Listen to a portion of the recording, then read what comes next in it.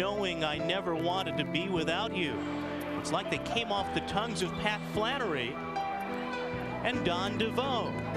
That's the precious gift that Patriot League basketball is, and Francis Ebong believes in. Bucknell and Navy in tonight's Valentine's Day Patriot League special. Next.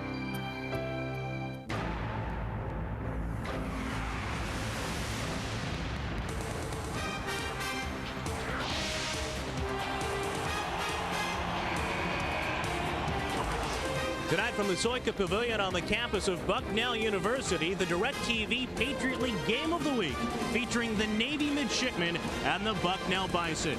And hi everyone, Bob Sosi joined by John Feinstein. Glad you're with us as well, John, on a night when we should see plenty of pride and passion between two teams desperately seeking victory. Well, you know, it may be Valentine's Day, Bob, but there will be no love lost on this court tonight because these are two teams with 3-game losing streaks in the Patriot League. We've only got 3 weeks left in the regular season, and they each is trying to desperately get into good position for that league tournament because that's where we decide who goes to the NCAAs out of this league. And Bucknell's beautiful new arena here, a showcase for one of the league's best.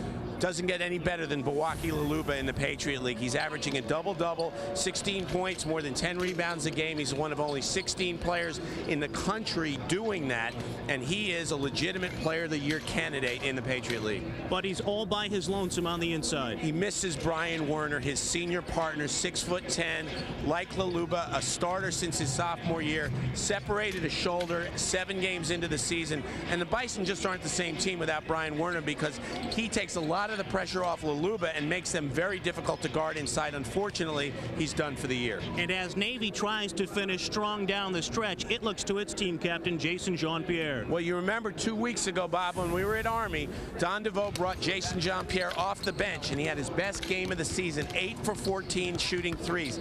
He hasn't hit a three-point shot since that night. So tonight, Don DeVoe goes back to that formula, and he will bring his captain off the bench. Jean-Pierre, the senior, but there's an outside threat in freshman David Hooper. Well, David Hooper on Wednesday night against American had 24 points, hit 5 threes in a row, and he is part of a freshman class that even in a difficult season for Navy is giving Don DeVoe some hope for the future. Reason for hope for these two teams, each try to sever a 3-game losing streak as they meet head-on tonight here in Lewisburg. Again, Navy and Bucknell, the opening tip-off right around the corner.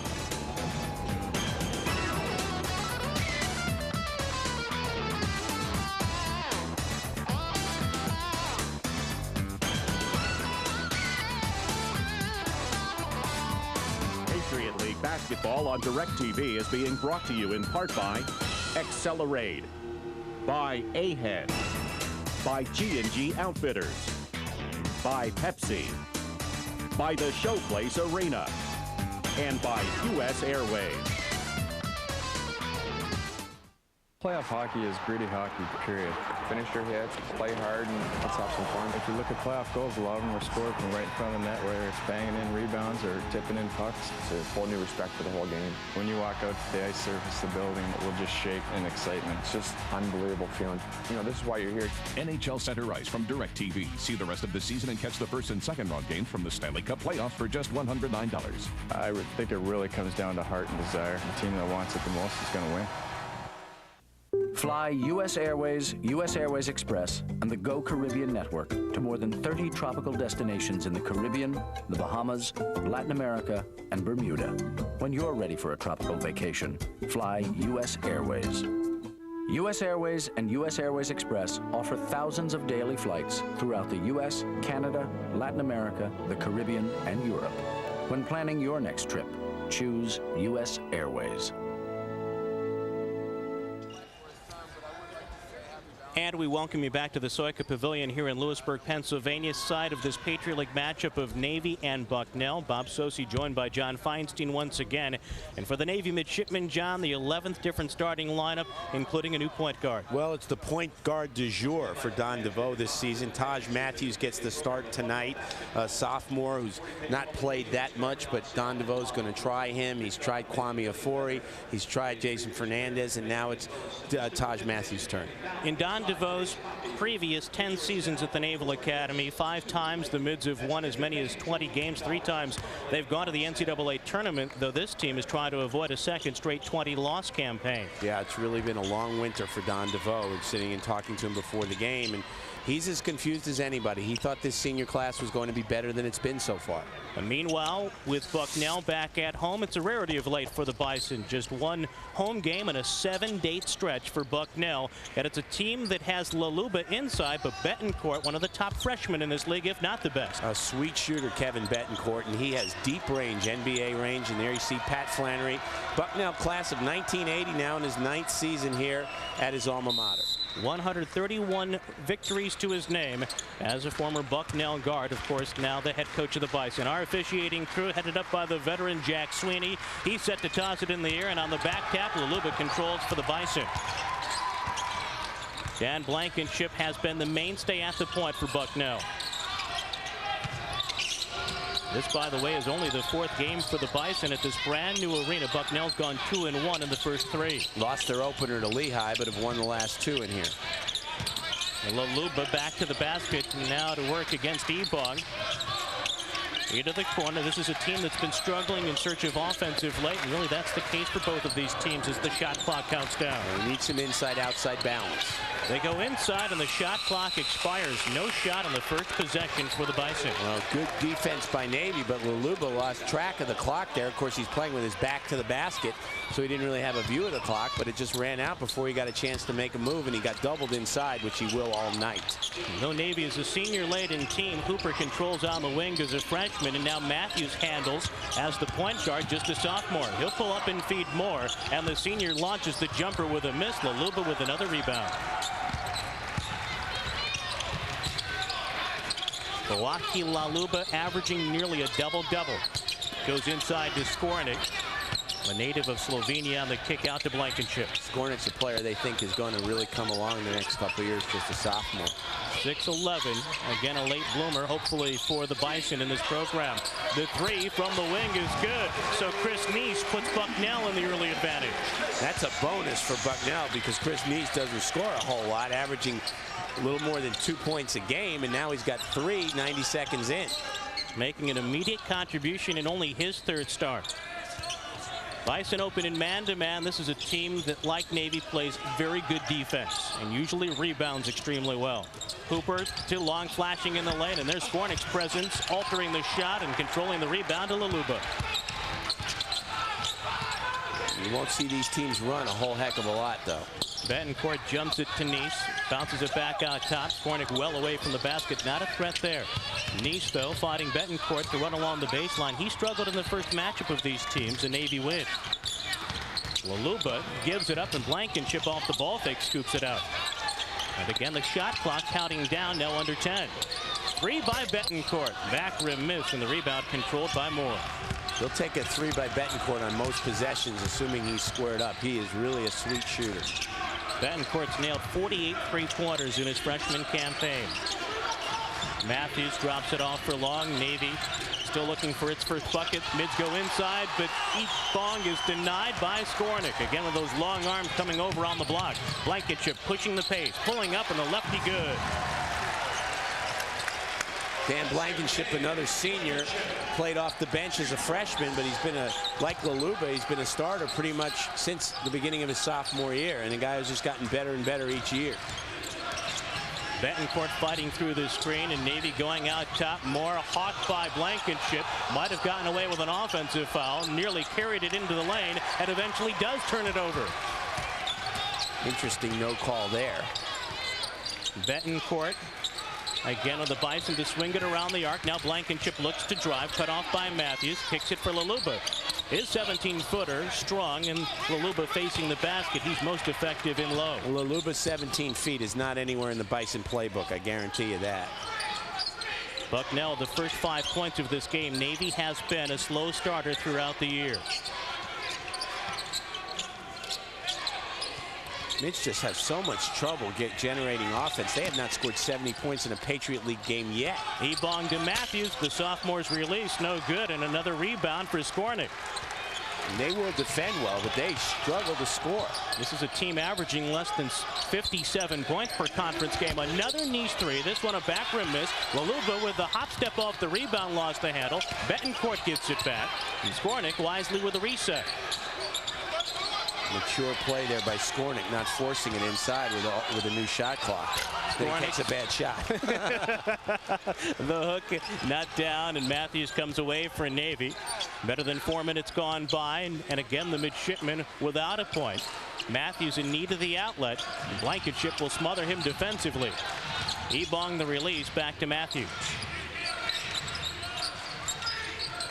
Hooper with a dump down to Long, back on the floor after missing a game on Wednesday. Off the hands of Ebong, and really an unforced error. This Navy team turns it over more than 17 times per game, and an early giveaway leaves the midshipmen still wanting for their first bucket. It's a 5-0 advantage for Bucknell.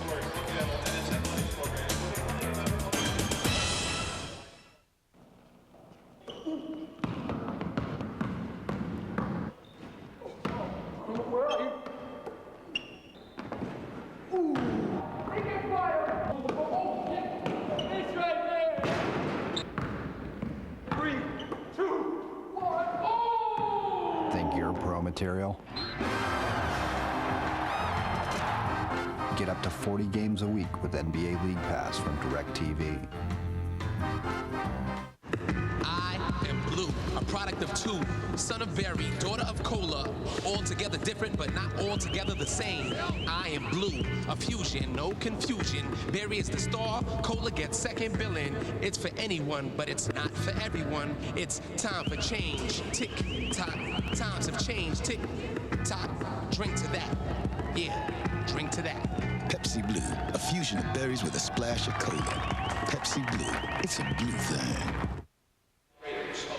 In Lewisburg, Pennsylvania, on the DirecTV Patriot League Game of the Week, Mitch Moore out top, and Johnny might have gotten away with one here. Well, he certainly put out that left elbow. Now, on the other hand, according to the NCAA, you're supposed to call hand checking. And Dan Blankenship had his hands all over Mitch Moore, and the officials called nothing. I'm inclined to like no calls. I like to see the game played. But when an elbow gets into a chest, it's kind of hard to ignore that. Although they did ignore that, so maybe it's not that hard. That one ignored well away from the basket, perhaps a factor where it occurred on the floor. Bucknell has the early advantage, a 5-0 lead, but Ebong comes out for the steal, and Laluba gets it back for the Bison. Great hustle. It's a little bit like schoolyard ball there. Nice running the baseline, lost the handle, and out of bounds. Still Bucknell's possession. Second meeting of these two conference rivals. Navy won last month in Annapolis by a 66-53 final. What that graphic doesn't show you, Bob, is that Navy's won 7 of the last 8 and 9 of the last 11 against Bucknell. They really dominated them. You know, it's funny how in every league there are certain teams that just don't match up well with other teams, and Bucknell has really struggled against Navy in the last 5-6 years. A year ago, the Bison did salvage a split of this series by routing Navy at Old Davis Gymnasium, in the midst one of those teams in this league thankful not to be in that old bandbox of a gym. The Cameron Indoor Stadium of the Patriot League. Had a lot of charm and personality. Another three by Nice, in and out, rebound kept alive. And it's off to Fernandez, now on as a part-time starter, but entering this game as a reserve. Jason Jean-Pierre now on the floor, too. Hooper creating the shot off the dribble. He's more of a spot-up three-point shooter. Laluba with the feed and the dunk. Now, that's the kind of play you will see senior to senior. These guys have worked together in practice for 4 years. They're good friends, and Dan Blankenship almost knows without looking up that Buwaki Laluba runs the floor so well that he's going to get a step. And watch, here comes the long rebound. Blankenship gets it, and he looks up, and there's his guy. Great hands on Buwaki Laluba. That's one of his major strengths, is that he can be going full speed. Very few big men can catch the ball while running and shoot in one motion. Laluba, as he showed there, can do it. Free throws, not so high. Yeah, Laluba just a 56% free throw shooter, and he gets to the line frequently. Now Jean-Pierre try to get on track. Feeds it into the freshman Fannin. Using the ball fake, a nifty move inside, but could not finish. Rebound kicked out, and Laluba has it. Bucknell with the numbers. Matt Quinn tosses it up. Laluba with the catch in the bag. It's a smart play to just toss the ball up in the air with Milwaukee Laluba around the basket because, again, with those good hands, he's often going to come down with it. And a fine play as well by Laluba. A lot of times you might see a guy try to force in the alley-oop out of control, but he gathered it in and laid it in with ease. Adam Lane on the court, yet another Navy freshman checking in. So 2 first-year players for the Mids on the floor, with a pair of seniors and a junior. Backdoor play toward Lane, out of bounds to Bucknell, and Navy still disoriented, trailing 9-0. Matt Fannin is a player, and it looks like Don DeVoe wants a quick timeout here, which is understandable, down 9-0. And he's saying to his players, is there some way we can perhaps score? And you see here on the last play, Laluba picking up the loose ball, gets it to Quinn, and Quinn with a good look there. And as you pointed out, Laluba gathering himself to make the layup rather than trying to force it. Good pass here by Quinn. He's been starting a lot. As you mentioned, Niche got the start tonight, but Quinn, who did not play well against Lehigh the other night, coming off the bench, an excellent pass there. And Don DeVoe forced to call timeout. Sorry, Bob. No, excuse me, John. This game taking place, of course, here in mid-February, but already many looking ahead to Mega March Madness. Supplement CBS Sports coverage of the 2003 NCAA Division I Men's Basketball Tournament with Mega March Madness exclusively from DirecTV. Call 1-800-GET-SPORTS or log on to directtv.com to order. Navy trailed 12-2 last Saturday versus Lehigh. Now it's a 9-0 advantage for Bucknell. 6.5 minutes in. Blankenship with the feed across the floor to no one in particular. A little bit fancy there for Blankenship, and having a conversation going back down the court with Ben Slater, who he thought should have caught that pass. And again, neither of these teams has been prolific offensively, to say the least. Navy averaging fewer than 60 points in conference play. Bucknell overall fewer than 60, and a fine play defensively by Byron McClimate inside. Lane gets it back for Navy, drives the paint with a kick out for Jean-Pierre. And of course, they are identifying Jean-Pierre whenever he catches the ball on the perimeter. Lane with the spinning move in the paint, and another miss for Navy, and Byron McClimate with yet another Bucknell rebound. 0 for 7. You know, these teams are similar, Bob, in that they both play, as you mentioned earlier, very good half-court defense, but they're not particularly good offensively. Well, there's a tough shot by Laluba. You don't see him hit a face-up shot that often. Mid-range release by Laluba, the Patriot League's top field goal percentage shooter, with his 3rd bucket of the evening. More from mid-range. Stop the game. Present him the ball. 7.5 minutes, and Mitch Moore gets Navy on the board. Their football team usually scores in less than 7.5 minutes, and they were 2-10. Blankenship spotting up for 3. He buries the tray. Always count on those lefties to hit from outside. And you know, you talk about Laluba's rebounding and his scoring. He can pass the ball as well, better than 2 assists per game. Well, good passer out of the post, and one of the reasons they really miss Brian Werner is because both of them were such good interior passers that it's very difficult to collapse on Werner and Laluba and double them, because each was capable of getting the ball to the open man when doubled. And another foul charge to Fernandez, already whistled with 2. In fact, the game's only fouls to this point. Laluba reversing for Blankenship. Again, a very experienced player as a senior. He operates this offense. Laluba finds Blankenship in the corner. Jumps the pass inside under duress. Byron McClimate spills to the floor, and he's tied up by a pair of mitts. So at the 11:48 mark of this opening half of play here in Lewisburg, it's been a struggle for Navy, but not Bucknell, which leads 14-2.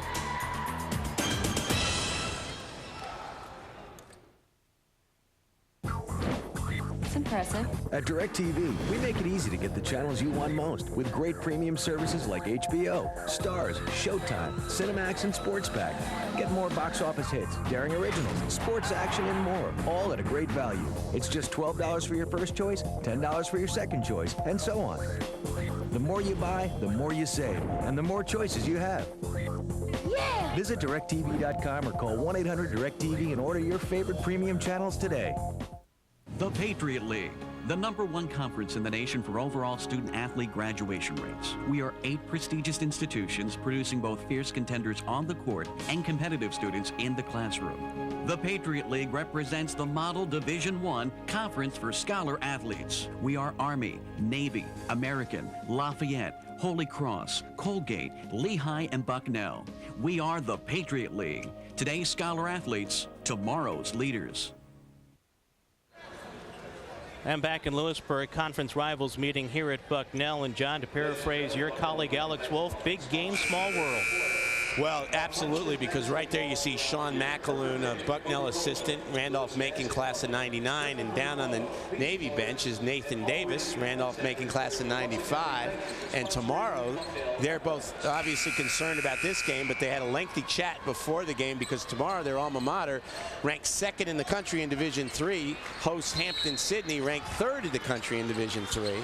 And each was expressing some chagrin at not being able to get down there to Virginia for that game tomorrow. Taj Matthews back on for Navy, controlling from the point. Jean-Pierre, again the senior captain, defended well here by Weber. Had to give it up, looks for it back for more on the handoff, and the step back jumper is good. And Jean-Pierre getting on the board is certainly a good sign for Navy. Actually, anybody getting on the board right now is a good sign for Navy. Mids are trailing by 10. Matt Quinn missed Bucknell's game Tuesday because of the flu. Obviously recuperating with his low post feed for Laluba, though knocked out of bounds. I misspoke, actually. I said he didn't play well against Lehigh. It was the game prior to that, and it turned out that he had a pretty decent excuse because he was running 102 fever, and that's why he did not play in the Lehigh game. So my bad, as they said. Quinn inbounding to Blankenship. He holds it for Weber. And feeds it back to Quinn. When he's effective, mostly from the outside, Matt Quinn. Blankenship already has a 3 tonight. And again, as the shot clock counts down, Bucknell very patient with its approach with the big lead early. Laluba kicks it back out. Weber with the ball fake. Passed up the open shot. Fed it to Quinn, and he buries the tray. They've got some shooters on this team. Quinn with good open shooter. Obviously, Betancourt, Blankenship. Quinn has made as many as 5 threes in a game this year. Scott Long cut off on the baseline. Navy needs him desperately to produce offensively. Betancourt, I think, has been Patriot League Rookie of the Week 4 different times. In fact, the last 5 weeks, take it a step further. Scott Long, he's got no complaint there. He pushed off, and it was right in front of Jack Sweeney.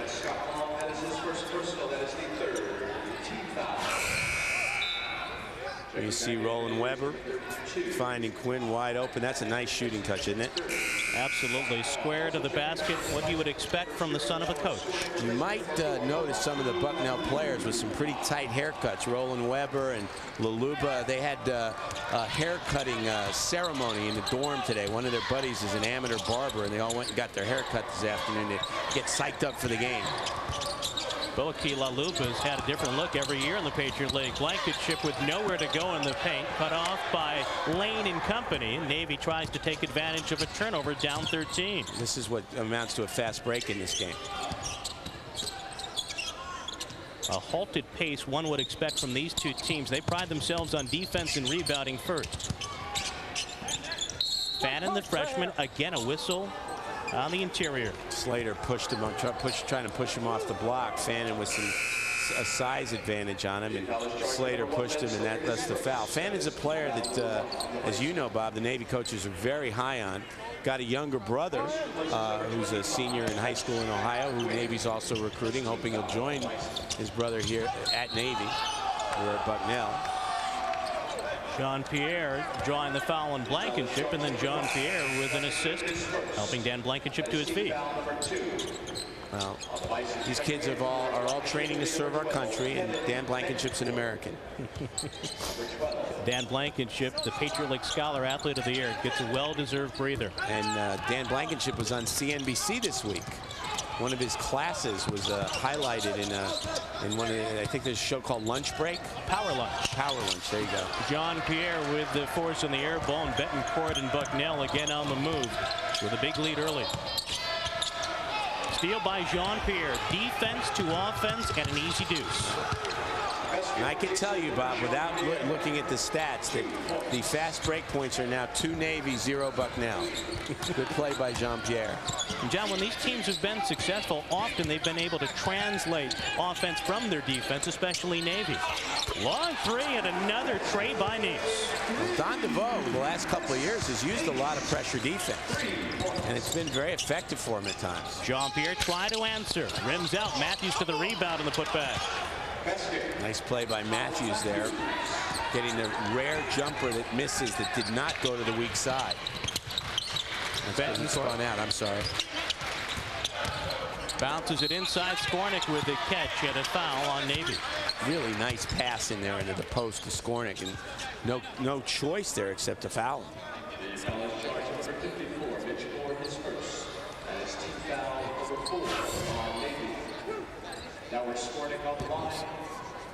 Nice pass. Again, run off those high screens, find the open man, and he is deadly shooter. Skornick with a switch from the line. That's a rarity, 9 of 24 for head coach Pat Flanagan. Well, Bucknell's weakness, you referenced it earlier talking about Maluba, is that their big guys can get the ball inside, but teams know, foul them, and they're probably not going to make free throws, but Skornick just made one. And that's another area where they missed Brian Werner, because he was, of the big men, by far their best free throw shooter.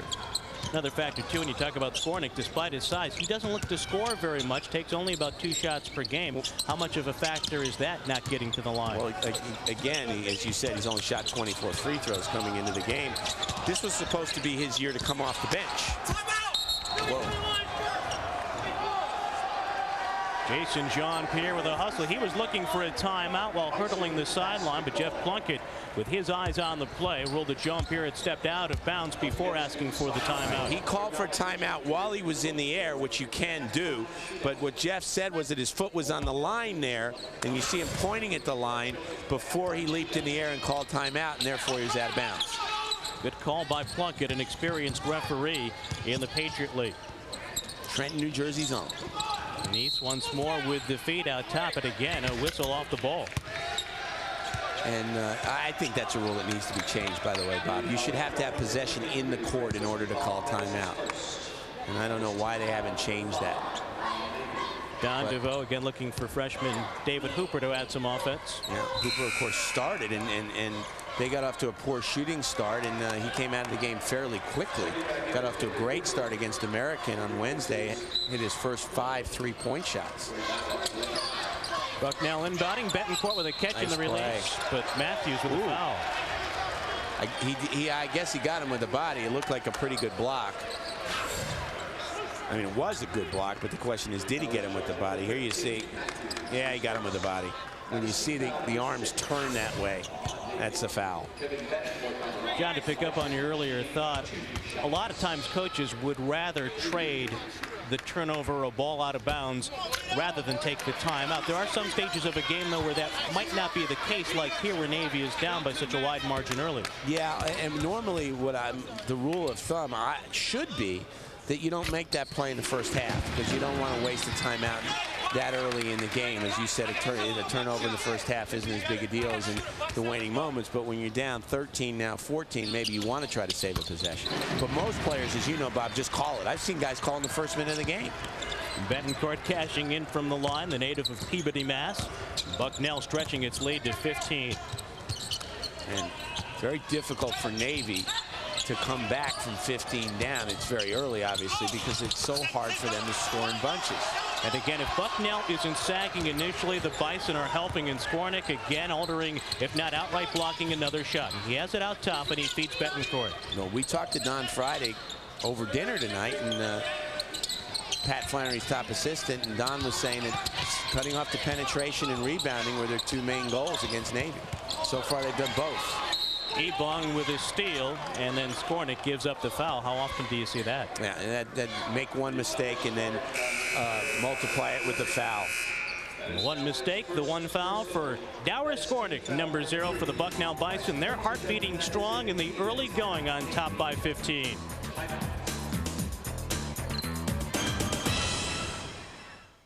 This here is probably the best part of the season.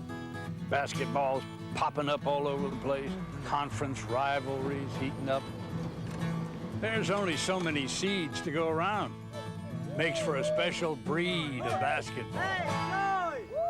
The biggest college basketball is yet to come. Order the half-season package of ESPN Full Court from DirecTV to get the top conference matchups and follow the race to the tournament. Don't miss this year's crop of fantastic finishes. We are Bucknell University, and as one of the nation's top liberal arts schools, our job is to create opportunities for youth. We are large enough to prepare you to excel in any of our 52 major programs.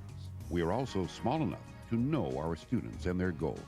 And our athletics program consistently ranks among the nation's highest for athletes chosen as academic All-Americans. To find out what Bucknell can offer you, call us or log on to our website at bucknell.edu.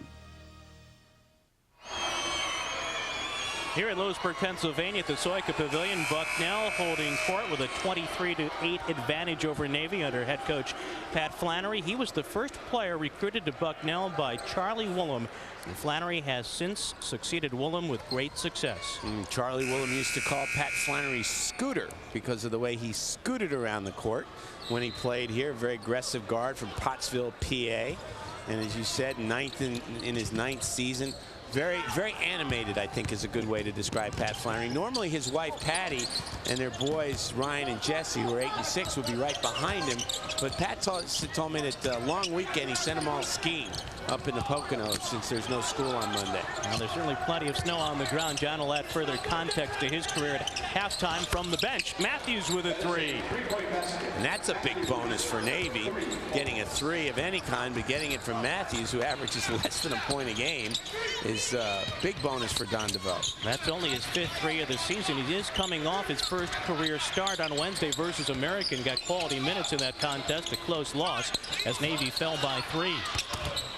And Don DeVoe will very unhappy with a late foul call, offensive foul call on David Hooper. Navy trailing 62-61. And even Jeff Jones said after the game, the AU coach, that's not the kind of call you normally expect to get. And that's coach speak for, boy, were we lucky. And we touched on it at the Open. Don DeVoe has used 11 different lineups, including tonight's starting 5. He's been searching for answers. Another three by Nice, this one short, and Fannin cleans up on the rebound. And so far, all the answers throughout most of the season have been no. Jean-Pierre to Ebong, double clutching, drops it down. Nice pass, nice look there by Jean-Pierre. So a pair of seniors, one on the assist end, the other with his first basket of the evening. Navy scored the last 5. Bad pass there by Betancourt. Betancourt tried to force it inside. Third steal by Ebong, and Jean-Pierre to the wing with the dribble. Back out on the quick return. Bucknell again playing its customary tight defense. Step around by Slater, but he got caught with some contact from behind against Fannin. And this is, in this game, this is a run. Navy on a 5-0 run and going to and they'll inbound the ball because it was before the shot, and that's only Bucknell's 4th foul. Chris Neese to the Bucknell bench. Mitch Moore for Navy onto the court. Don DeVoe continuing to search, as you said, for a lineup that can get rolling here. You see the numbers in the steal column. Again, when Navy's been successful during DeVoe's tenure, including those 5 20-win campaigns, often the mids at or near the top of the Patriot League in steals. That started with Brian Walker back in the early mid-90s. Ebong has to kick it out to Hooper. Back into Ebong, turns in the lane. The lefty hook is short, but Jean-Pierre with the right-handed tap. Jason Jean-Pierre doing things that he doesn't normally do. He's hit a mid-range jumper, made a good pass, then a tip-in. Betancourt with the drive in the dish. Skornick having a tough time gaining the handle, but with the feed, a Betancourt 3 is long off the back rim, and Jean-Pierre with a strong side rebound. And all of a sudden, Bucknell, as cold as Navy was early in the game, and the mids cut it the lead from 15-8 here with the clock under 5 minutes. Hooper looking inside, feeds it back out front. Now Jean-Pierre searches for the angle to Ebong. He is quick off the dribble, hops in the lane, running right-hander, no good. Ebong kept it alive, but Blankenship darts in for the rebound. And Blankenship, very good rebounder for a point guard. Another three by Quinn, back rims it. And Bucknell suddenly cold, as John told you. Again, Navy trying to expand a 7-0 run. You're Pat Flannery, you're sitting over there saying, well, I'm up 8. And pretty soon we're going to get a TV timeout here, so maybe I will not call a timeout. Of course, there's one timeout in the first half that if you don't use, you lose. Don DeVoe's already used his. Been well aware of Hooper's ability from the outside, smothering him upon the reception. And Hooper unable to get on track. Now the shot clock counting down. Navy will need a force, and Matthews will launch. No good. Laluba for the rebound. Moore able to keep it alive, but only for the moment. Mids lost track of the clock there. Francis Ebon 20 feet away from the basket. And only when Matthews got the ball from him did he notice that the clock was down that low. Blankenship calming the pace for Betancourt. And the Bison look for Laluba inside. Quinn gives it up. Laluba goes to work. Contact once more. Well, if you're Bucknell, when in doubt, go to Laluba in the post because he will probably make something good happen. And here you see him matching up against Ebong, two seniors. Laluba with a fake and then spins and a little bit of contact there. Ebong would probably rather put him on the foul line and let him dunk the basketball. An interesting matchup in that regard between those two players because neither shoots well from the free throw line and both get there quite often. Right. And, you know, again, talking to Don DeVoe before the game, he said one of the things that has really hurt, as he likes to say, my Navy basketball team, that's one of his sayings, is the fact that Ebong is so good at getting position in the post but can't finish when he gets fouled. And teams, of course, know that about him, just as they know Laluba's not a very good free throw shooter, though he did just make the first. Boaki Laluba, in fact, with his shooter's role. He's been terrific from the floor, 55% for his career, but that's been the proposition for him from the line, 1 of 2. He's actually probably a better shooter from the floor than from the free throw line. Percentages are almost identical. Again, the whistle sounding, and once more with these teams chasing on the defensive end. Foul called off the ball. Way off the ball. I have no idea what Jeff Plunkett has there. Nor does Pat Flannery. Pat and Jeff are not in agreement on that call, I think it's fair to say. Another timeout on the court here in Lewisburg. Matt Quinn and Bucknell with a hot start tonight, and Dan Blankenship and company on a 9-point lead.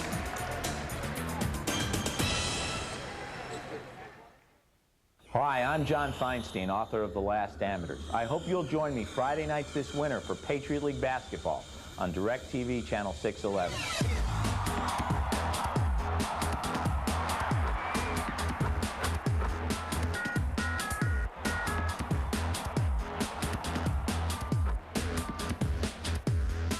So join me and all my friends Friday nights this winter for Patriot League basketball on DirecTV Channel 611.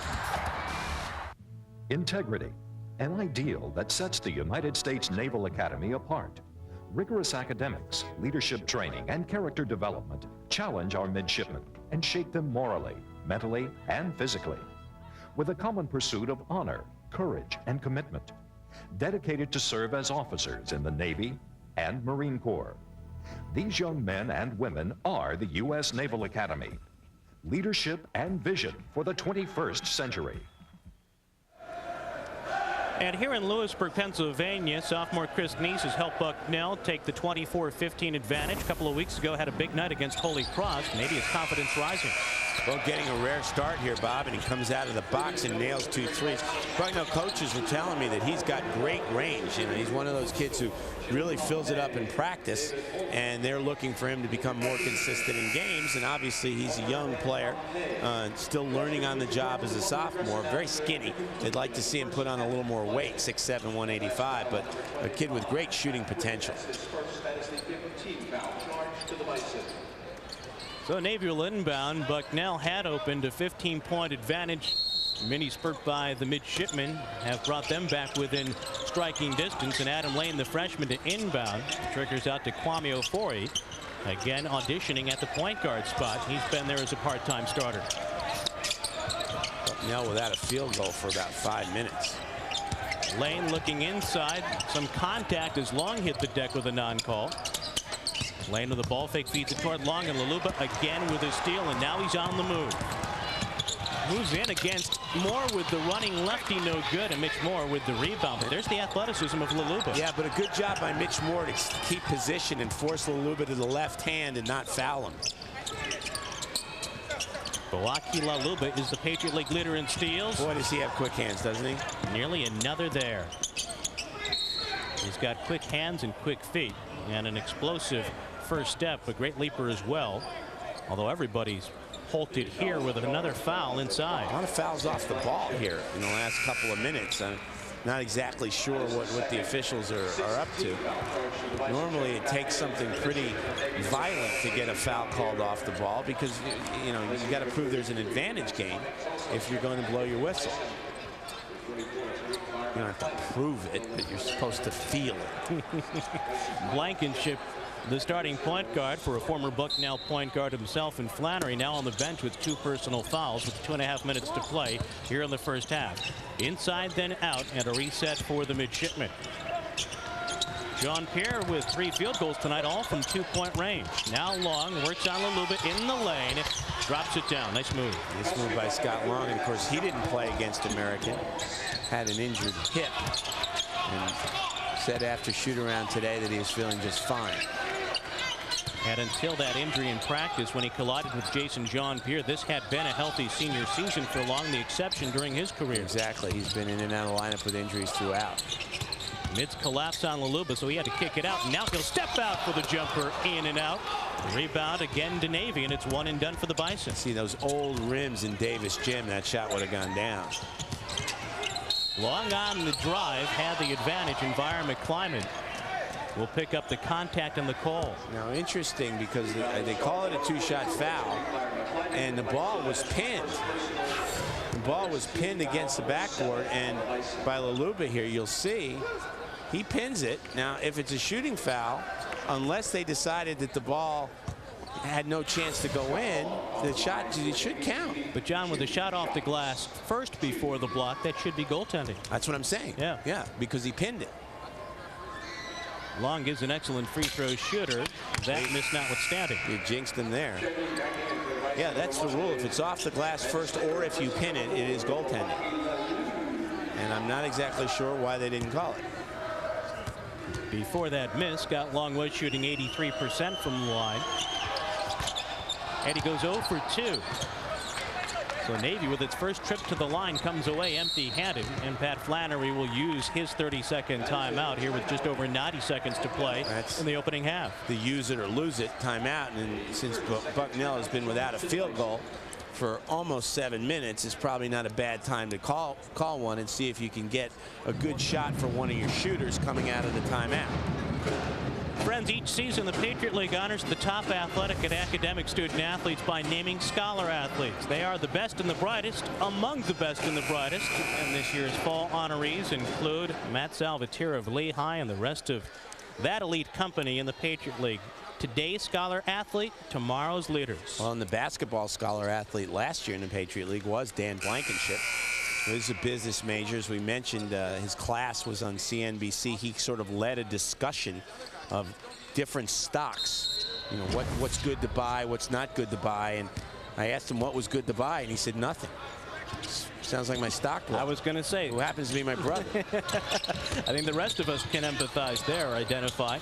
That class, by the way, actually manages part of Bucknell's endowment. Turnaround by Environment Kleiman.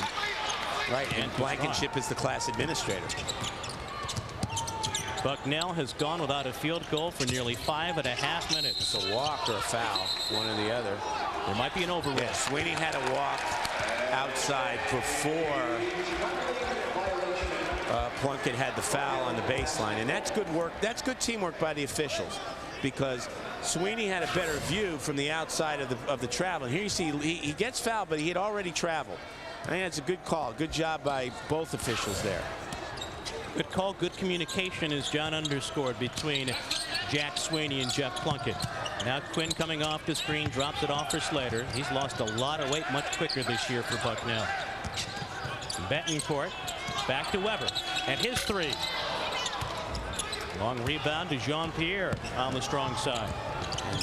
The Bison the last 8 minutes as cold as the weather outside.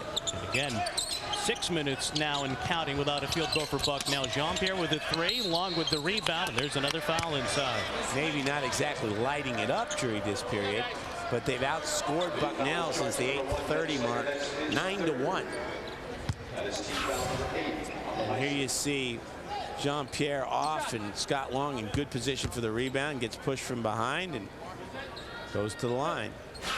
Ben Slater, those felt this season, right now burdened by 3 fouls. Loaded in that category for Bucknell, and Long has gone 0 for 3 as a guy who earlier this year made 24 of 25 in a 2-game stretch. Burden would have been fine. You didn't need to go with bloated. Okay. I'm feeling a little bloated after our fine dinner tonight in the Bucknell cafeteria. Yeah, it was excellent. Very much enjoyed it. They've redone the whole cafeteria up there. It's like a food court now. I had the non-fat yogurt, and I did work out this afternoon. As we will get to a bit later. Along with the free throw, what was a 15-point lead for Bucknell about 7 minutes ago has shrunk to 6. Now they can essentially play for 1 here. There's a 3-second difference between game clock and shot clock, but if they run the offense right, they should take the shot with about 5 seconds or less left in the half. The freshman Betancourt off to Weber, and remember, with 2 fouls, the senior point guard Blankenship has been on the bench the last couple of possessions. Betancourt with 8 to shoot, launches the jumper, might have been deflected on its way out, but Weber saved nonetheless. And Matthews will try to beat the clock as he races ahead. Jean-Pierre to Long, and a 3-pointer is good. Oh, and that's a big sequence for Navy there to end the half.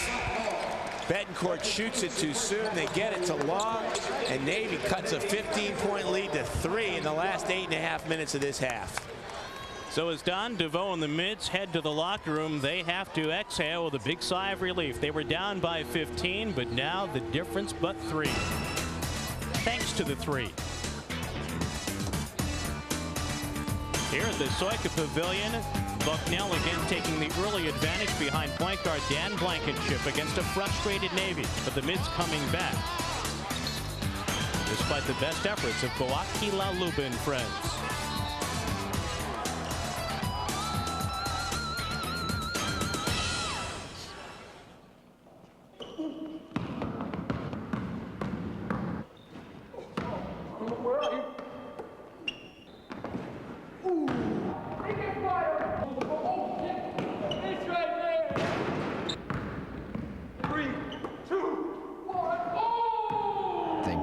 Material.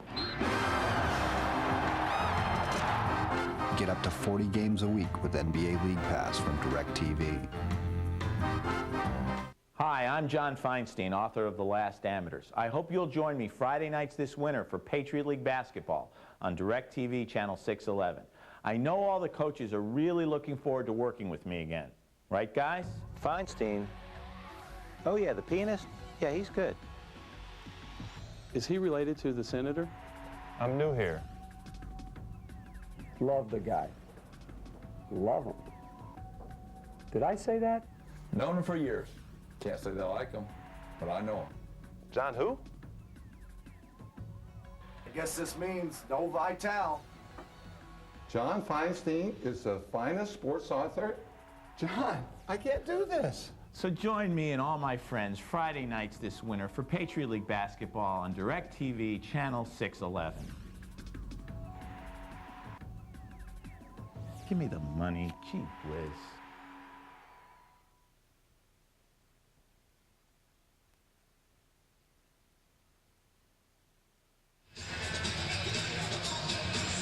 And back at the Soika Pavilion on the campus of Bucknell University, John Feinstein reunited in a sense with Don DeVoe's. Midshipmen were trailing by 15 against the homesteading Bison, but that difference has been pared to 3. John, both of these teams struggling coming in. Bucknell had a chance to really take command of this game. They really did. They had Navy on the ropes, up 23-8 early. But you know, when you have dominated a team through a period of years, which Navy has done with Bucknell, 7 of 8, 9 of 11, you tend to be calmer when you get behind. You know you can play with these guys, and I think that was evident the last few minutes. And now Pat Flannery has to say to his team in the locker room at halftime, hey, let's get back to where we were the first 12 minutes of this game when we were clearly the better team.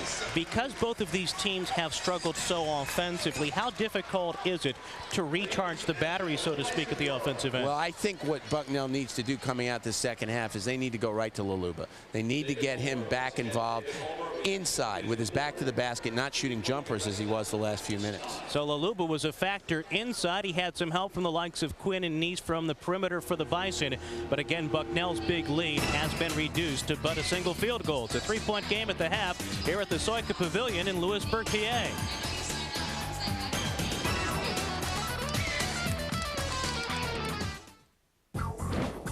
Impressive. At DirecTV, we make it easy to get the channels you want most with great premium services like HBO, Stars, Showtime, Cinemax, and Sports Pack. Get more box office hits, daring originals, sports action, and more, all at a great value. It's just $12 for your first choice, $10 for your second choice, and so on. The more you buy, the more you save, and the more choices you have. Yeah! Visit DirecTV.com or call 1-800-DirecTV and order your favorite premium channels today. Blue, a product of two, son of Berry, daughter of Cola, altogether different but not altogether the same. I am Blue, a fusion, no confusion. Berry is the star, Cola gets second billing. It's for anyone, but it's not for everyone. It's time for change. Tick tock, times have changed. Tick tock, drink to that. Yeah, drink to that. Pepsi Blue, a fusion of berries with a splash of cola. Pepsi Blue, it's a blue thing. The Patriot League 2003 basketball tournament returns to our nation's capital with tournament fever. 8 men's and women's teams will battle for the Patriot League title and a berth into the big dance. The Washington, D.C. Showplace Arena will host the basketball tournament March 7th through March 9th. Tickets are available at the Showplace Arena through all 8 member institutions and Ticketmaster. The Patriot League, today's scholar athletes, tomorrow's leaders.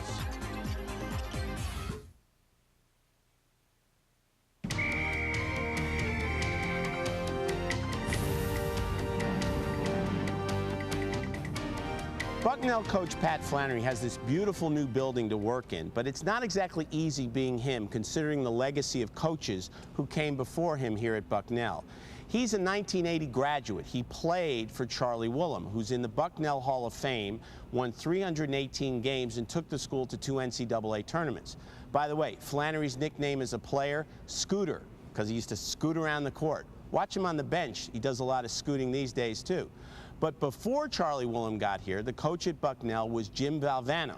Yes, that Jim Valvano, who won the NCAA tournament in 1983. Speaking of Scooter, remember his run around the court at the pit in New Mexico? When Valvano left Bucknell after 3 years here, he went to Iona. He was so excited about getting the job there that at the first party he attended, he went around introducing himself to everybody, saying, "Hi, I'm Jim Valvano, Iona College. Jim Valvano, Iona College." Finally, a woman looked at him and said, "Aren't you kind of young to own your own college?" On the subject of people who've been in the Patriot League, the Toohey brothers of Colgate, Brendan Toohey, who played on NCAA tournament teams in 1995 and 1996, and Devin Toohey, who graduated last spring in 2002 after 4 years under Emmett Davis. We talk all the time about how Patriot League kids go on to do things more important than basketball. Well, the Toohey brothers, along with their middle brother Sean, who also played college basketball, are doing something very important. They've started something called Playing for Peace.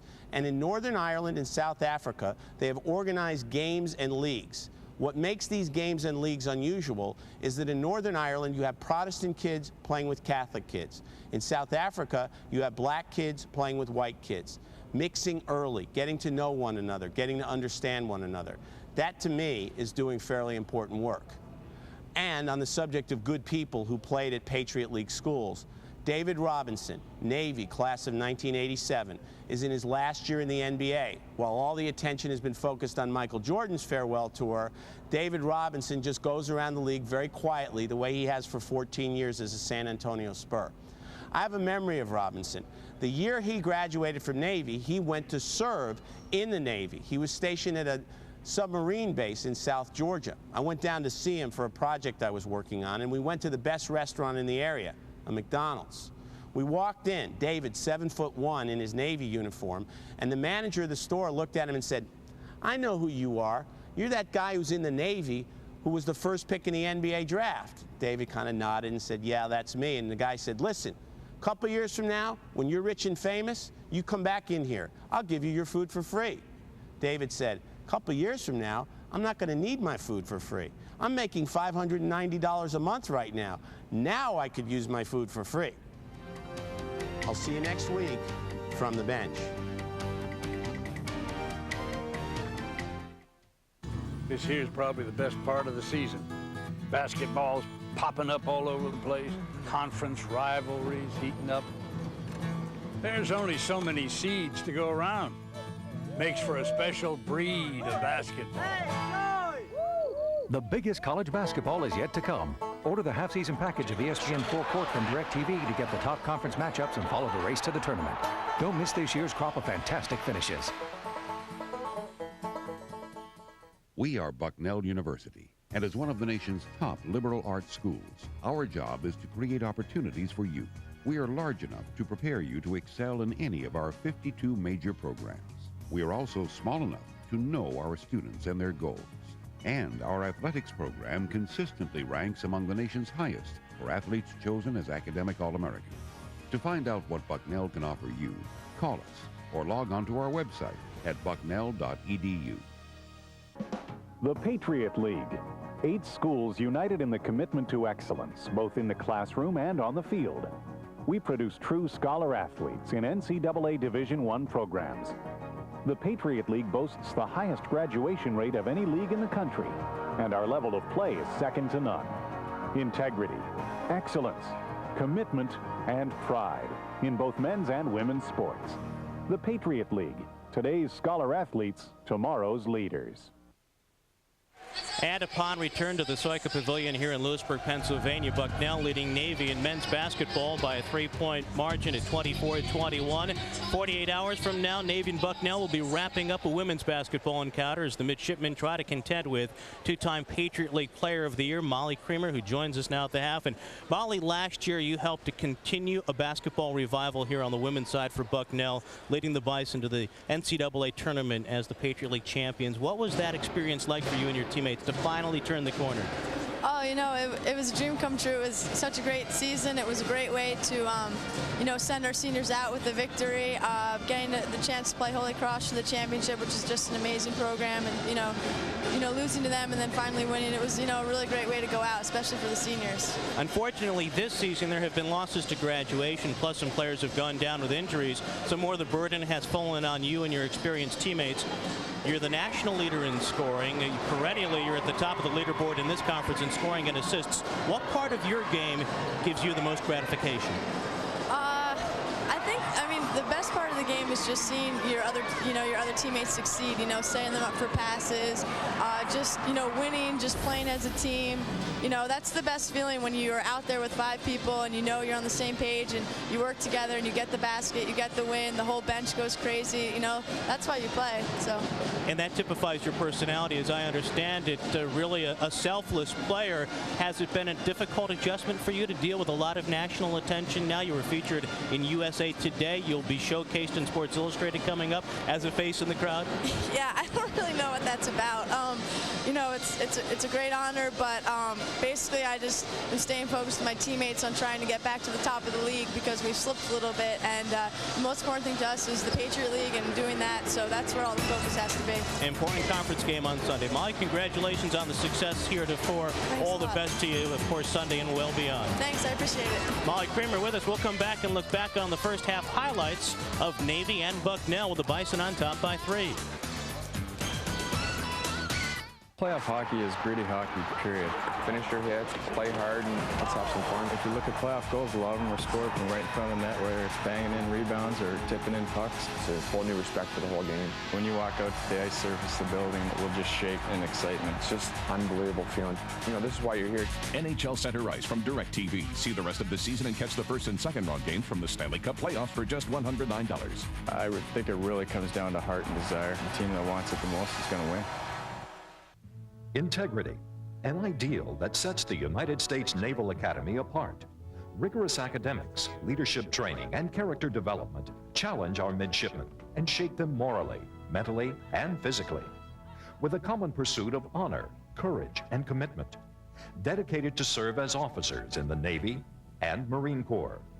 These young men and women are the U.S. Naval Academy. Leadership and vision for the 21st century. At the Soika Pavilion here in Lewisburg, Pennsylvania, low-scoring affair with Bucknell leading Navy by 3, but there were some offensive highlights, John Feinstein. Well, we've got most of the first half scoring in this highlight package, Bob, because both teams struggled, but early on it was Buwaki Laluba. And a beautiful pass from Dan Blankenship there, and showing how he can run the floor, and then showing he can face up and shoot a little bit, although I think he's still better in the low post. And here, Chris Deese showing his shooting range. He hit 2 threes early, and Bucknell got off to the good start. But then it was Navy's turn. Jason Jean-Pierre came off the bench and really gave his team some spark. He hits that step-back jumper there. And here, very patient there, Jean-Pierre, you notice, gets the ball to Scott Long for that big 3 just before the halftime buzzer to give Navy momentum going into the halftime break. And as you can see, neither team shot very well, both under 40%. Poor free throw shooting on both sides. Navy, as always, with the edge in rebounds, and Bucknell needs to work on that in the second half, as they need to work on not allowing Navy to have as many steals. Well, you've seen the shots on tape, the numbers as well from the first 20 minutes. Second half unfolds in the here and now, right after this on the DirecTV Patriot League Game of the Week. Playoff hockey is gritty hockey, period. Finish your hits, play hard, and let's have some fun. If you look at playoff goals, a lot of them were scored from right in front of the net, whether it's banging in rebounds or tipping in pucks. It's a whole new respect for the whole game. When you walk out to the ice surface, the building will just shake in excitement. It's just unbelievable feeling. You know, this is why you're here. NHL Center Ice from DirecTV. See the rest of the season and catch the first and second round games from the Stanley Cup playoffs for just $109. I think it really comes down to heart and desire. The team that wants it the most is going to win. Integrity, an ideal that sets the United States Naval Academy apart. Rigorous academics, leadership training, and character development challenge our midshipmen and shape them morally, mentally, and physically. With a common pursuit of honor, courage, and commitment. Dedicated to serve as officers in the Navy and Marine Corps. These young men and women are the U.S. Naval Academy. Leadership and vision for the 21st century. And on a mid-February evening here in the heart of Pennsylvania, some hardy souls coming out to support the Bucknell Bison at the Soika Pavilion. Those are the Soika Psychos, as they are known around the campus. And they used to be known as the Mini Zoo Crew when they're back over in Davis, but now they're the Soika Psychos, and trying to build support here for this program. Bucknell, of course, going to scholarships, joining Holy Cross and Lehigh, and Navy and Army and American is giving scholarships in the Patriot League, and they hope that'll build the program, as will this new building. Beautiful facility, 4,000-seat basketball arena, part of a $32 million recreation and athletic center. Yeah, it really is a beautiful building. We had a chance to see the whole place today, and it looks impressive from the outside, and it's even more impressive inside. And of course, Davis Gym only seated 2,300, so the crowd we have in here tonight would have been a virtual sellout there. That's one of the things they have to do as they build a program, is get to the point where they can fill this place, which is almost twice as big as Davis. And it's somewhat amusing thinking back to those Soika Psychos. Probably the median SAT somewhere around 1,350, 1,400. Here's the Bison with the Hats' first possession. Navy's regained momentum after a very sluggish start, but Bucknell still holds a 3-point lead. Laluba off the dribble, kicks it out. And I would think they're going to want to go to Laluba early and often here. And right on cue, he draws a foul. Scott Long didn't like the call, but no doubt about it for Jack Sweeney out top. Of course, Don DeVoe's got 505 coaching victories. He knows a little bit more about basketball than I do, so he was fully expecting the ball to go to Laluba down low, and Scott Long came with the double team as instructed, and thought he had his hand on the ball, but the official disagreed, and Laluba goes to the line and makes one. Now can he make two?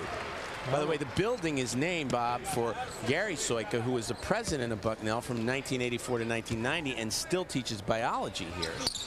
And a little bit more classy to name your building after a president and a biology teacher than after like Dunkin' Donuts or some kind of cable TV company. It tells you a lot about this university. A guy by the name of Bob Smith, the late Bob Smith, class of '39, donated $8 million and was awarded the naming rights for the building. And he thought enough of Gary Soika, of course, to name it after him. Low feed for Skornick, and he drops it down. Nice pass to the inside. Really nice pass there by Laluba, and that's the kind of play he and Werner used to run all the time, and he and Skornick now trying to get more accustomed to one another as we get deep into this season. Skornick again recruited to Bucknell by way of a prep school in Florida, but he's out of Slovenia, making an impact from foreign terrain. Adam Lane drives the paint. Laluba with the rejection. A rejection and a salute after the rejection, a la the Denver Broncos. See if you can pick this up on the replay. Really nice block there by Laluba, and salute. Don't see that in the Patriot League too often. It's not really what you call a trash-talking league. Usually what passes for trash talking in this league is something like, I'm going to make this shot. Moore with the jumper from 15, and Betancourt with the rebound. And again, one shot, and that's it for Navy at the offensive end. Neese tosses it up for Laluba. He was forced out by Matthews. Wow. I mean, I don't see how you don't call foul there. I mean, it was two Navy players shoved him to keep him from being able to catch the ball. And Pat Flannery is beside himself, as well as Don Friday and Brian Goodman over there on the bench, and I don't blame him. In the first half, we saw a lot of fouls called inside, really well away from the ball. And there's a foul that had an immediate impact, influencing the play. Well, talk about advantage game. Blankenship gives it up. Laluba lays it in. He'll have one coming from the line. Again, we noted that Bucknell only scored 1 point in the last 9 minutes of the first half. A lot of that was because Dan Blankenship was on the bench with 2 fouls for much of that. He's just such a heady guy. He always knows where Laluba is, sees that he's got position, and once Laluba catches it inside, you're just not going to stop him. And Blankenship knows right away where his guy is, and boom, nothing to do but foul him. Dan Blankenship is an accounting major, well aware that Boaki Laluba has scored more than 1,200 career points, so he goes to the big guy. It's a 3-point play. 5.5 already for Laluba. Bucknell back on top by 10. I don't think you need to be an accounting major to know that getting the ball to Laluba is a good idea. Pretty elementary. Long with some contact. Laluba hit the deck, but Skornick cleans up the rebound. I like that no call, though. I thought Laluba took a dive. Smart play, just didn't get the call. Blankenship along the baseline, stepped out. And that looked like pretty good defense. Dan Blankenship not necessarily agreeing that it was good defense, but looked like a good no call there.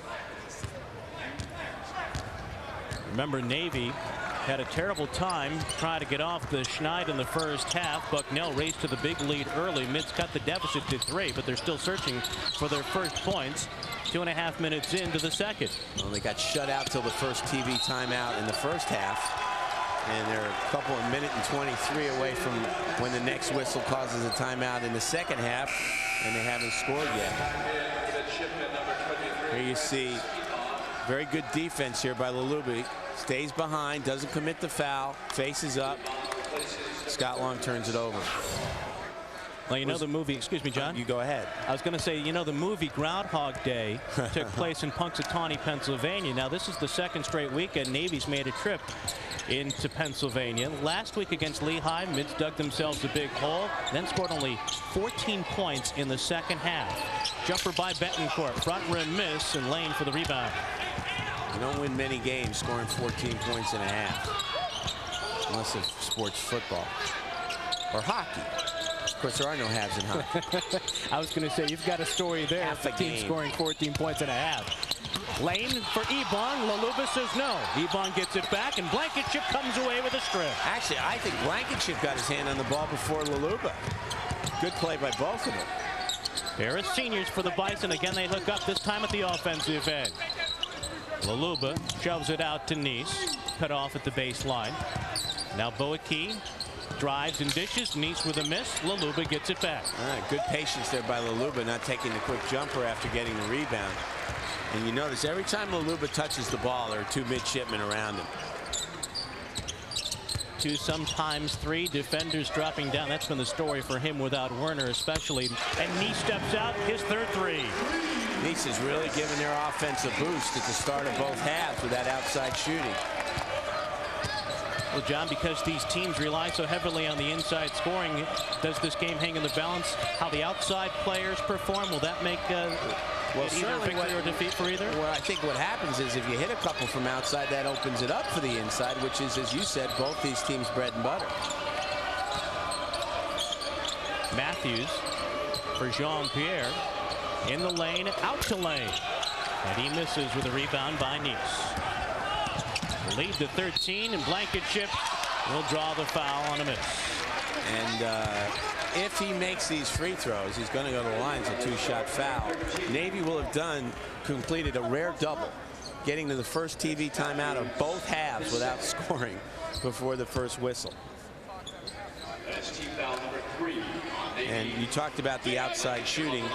Mids 1 for 4 in the first half. Taj Matthews hit one from outside. And Bucknell is now 5 for 10 in the game after that make by Niche. And that makes a huge difference, because not only the extra points, but what it opens up for you on the inside. And the patience paid off for the Bison, setting up that shot for Nice. Blankenship 1 of 2, but the second half continuing as it started for Navy, headed to the timeout at the 15:29 mark. Bucknell has regained a double-figure lead, now inflated to 14.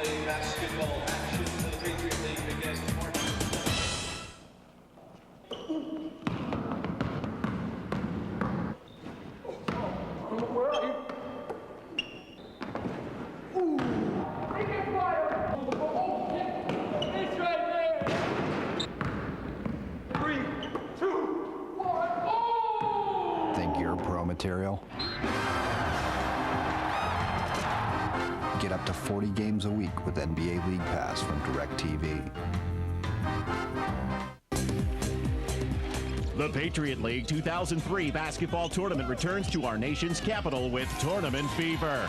8 men's and women's teams will battle for the Patriot League title and a berth into the big dance. The Washington, D.C. Showplace Arena will host the basketball tournament March 7th through March 9th. Tickets are available at the Showplace Arena through all 8 member institutions and Ticketmaster. The Patriot League, today's scholar athletes, tomorrow's leaders.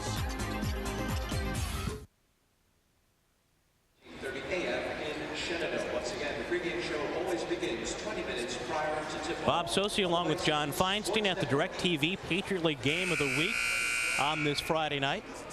And there is the aptly named, very good, Bob, Don Friday. And we talked earlier about Patty Flannery, Pat Flannery's wife. The two constants in Pat Flannery's life the last 14 years have been his wife, Patty, and Don Friday, who became an assistant for him at Mount Lebanon Valley College, when he was a senior at Lev Valley.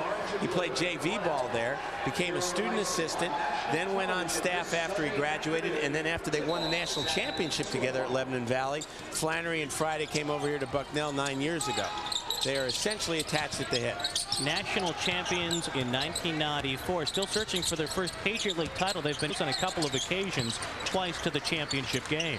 Yeah, and they all still remember that game in '99 at Lafayette where they led it by 7 at the end of the first half, and Tyson Whitfield threw in a 75-footer that turned all the momentum around. These two teams met in the final in '97. Blankenship races back, and he was accompanied by 2 teammates to hustle down that loose ball. And here's Betancourt off the dribble for 3. Line drive miss. Fernandez with the rebound. That would have been a huge 3 for Bucknell. Chance to go up 17. Remember, Navy still looking for its first basket this side of halftime. And Ebong with the lefty half hook, no good. Rebounded by Laluba once more. And Bucknell has essentially got all 5 defenders in the paint, because they just don't believe Navy can hit an outside shot. Neese can. He's already made 3. Make it 4. And there might have been a foul after that shot, because Hooper came out and gave him a bit of a bump upon the release. And Jason Jean-Pierre caught something above the left eye and walking down court very slowly, holding his head, and now lying down. Obviously, he's a little bit dizzy. And again, it's been a disorienting start for Navy from an offensive standpoint. Here you see nice ball movement there by Bucknell on the perimeter. Nisha's been the hot guy, and they find him. And it's hard to see what happened to Jean-Pierre there. It obviously happened right after the basket, Bob. You could see he was okay as the shot went through, and somebody must have caught him with an elbow as they started back down court. And he is clearly very dizzy. And I would think he'll go to the locker room. He is being ministered to, helped off the court by Dan King, first-year trainer at the Naval Academy. A couple of Sundays ago, Jean-Pierre took 2 blows in the head against Lafayette. Don DeVoe saw a senior captain take a shot in the nose on an inadvertent elbow from one of the Leopards, and he collided with one of his teammates after a basket, absorbing a blow. Well, Don DeVoe had a real scare earlier this year when his son Elliott, who was a junior at Annapolis High School and a good player, fell on his head late in the game and had seizures, fainted and had seizures after the game. Fortunately, it turned out to be just a mild concussion. Another turnover for Nate. The lean in by Nice and the tap in by Vire McClimate. Finishing that thought, John, Elliott DeVoe back on the court for his high school basketball team, we're happy to report. Which is 16-1, by the way.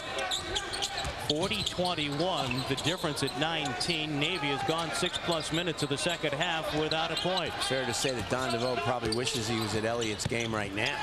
Fernandez from Matthews, and Navy finally on the board thanks to a Fernandez 3. It took them 6.5 minutes in each half to get off the board. Now they were able to rally in the first half and get close, see if they can come back in the second.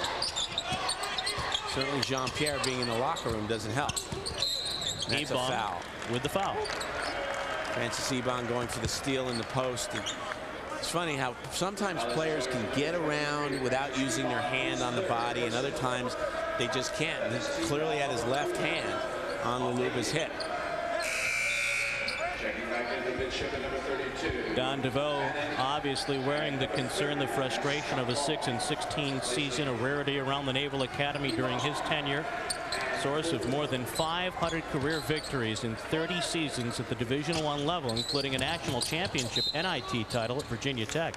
He was 29 years old at the time. Beat Notre Dame and Digger Phelps in the final. Bobby Stevens hit the winning bucket in overtime. I was there. Alan Bristow on that team? Alan Bristow was a senior on that team. He was a heck of a player. Trademark for DeVoe's teams throughout the years, defense, and Navy forces the turnover by Bucknell. Now try to take advantage down 16. Matthews on the drive, nowhere to go, but he found Fernandez in the corner. Fernandez takes it in and dishes it out. Hooper still without a basket coming off his flurry on Wednesday. Another turnover for Navy with the defense. Well, the good news for the Mids is Jason Jean-Pierre's back on the bench. The bad news is he's got a big bag of ice on what looks like a pretty bad bump. He's clearly still in a lot of pain. And as Don DeVoe going over to chat with him now to see how he's doing. And Jean-Pierre's answer might be, I'm doing about as well as we're doing on the court. Essentially sums up the start of the second half for one of these teams. Betancourt for Bucknell in and out, but Luluba again with another rebound, at least to keep it alive on the boards, fights for it another time, and draws the foul. Such great hands on Buwaki Luluba. Even when the ball gets knocked loose and there's 4 pairs of hands going for it, his inevitably come up with the ball. And the Mids can't do anything but foul him when he goes back to the basket. Here you see, gets the miss, gets up above everybody. Triple team there. Ball comes loose, goes up in the air, gets it back, gets fouled. Nice move there, too.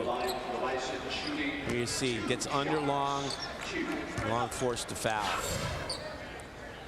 Buwaki Luluba with a miss on the first free throw. And, of course, he continues to struggle from the free throw line. That is his Achilles heel, his free throw shooting.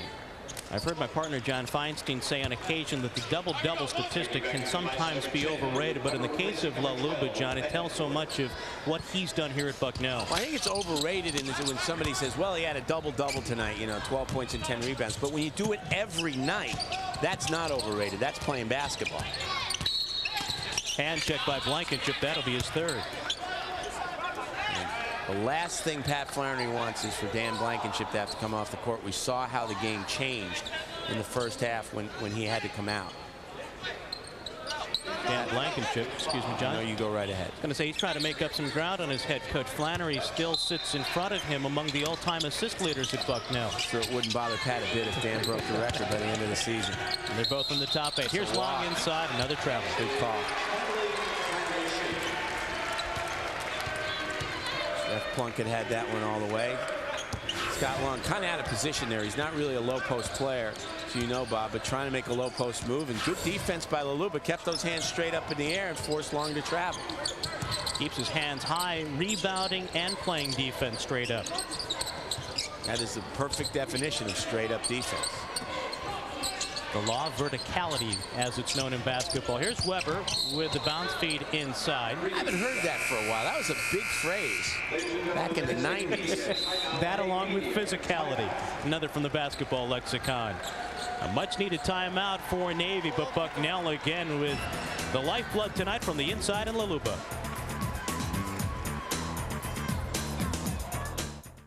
Hi, I'm John Feinstein, author of The Last Amateurs. I hope you'll join me Friday nights this winter for Patriot League basketball on DirecTV Channel 611.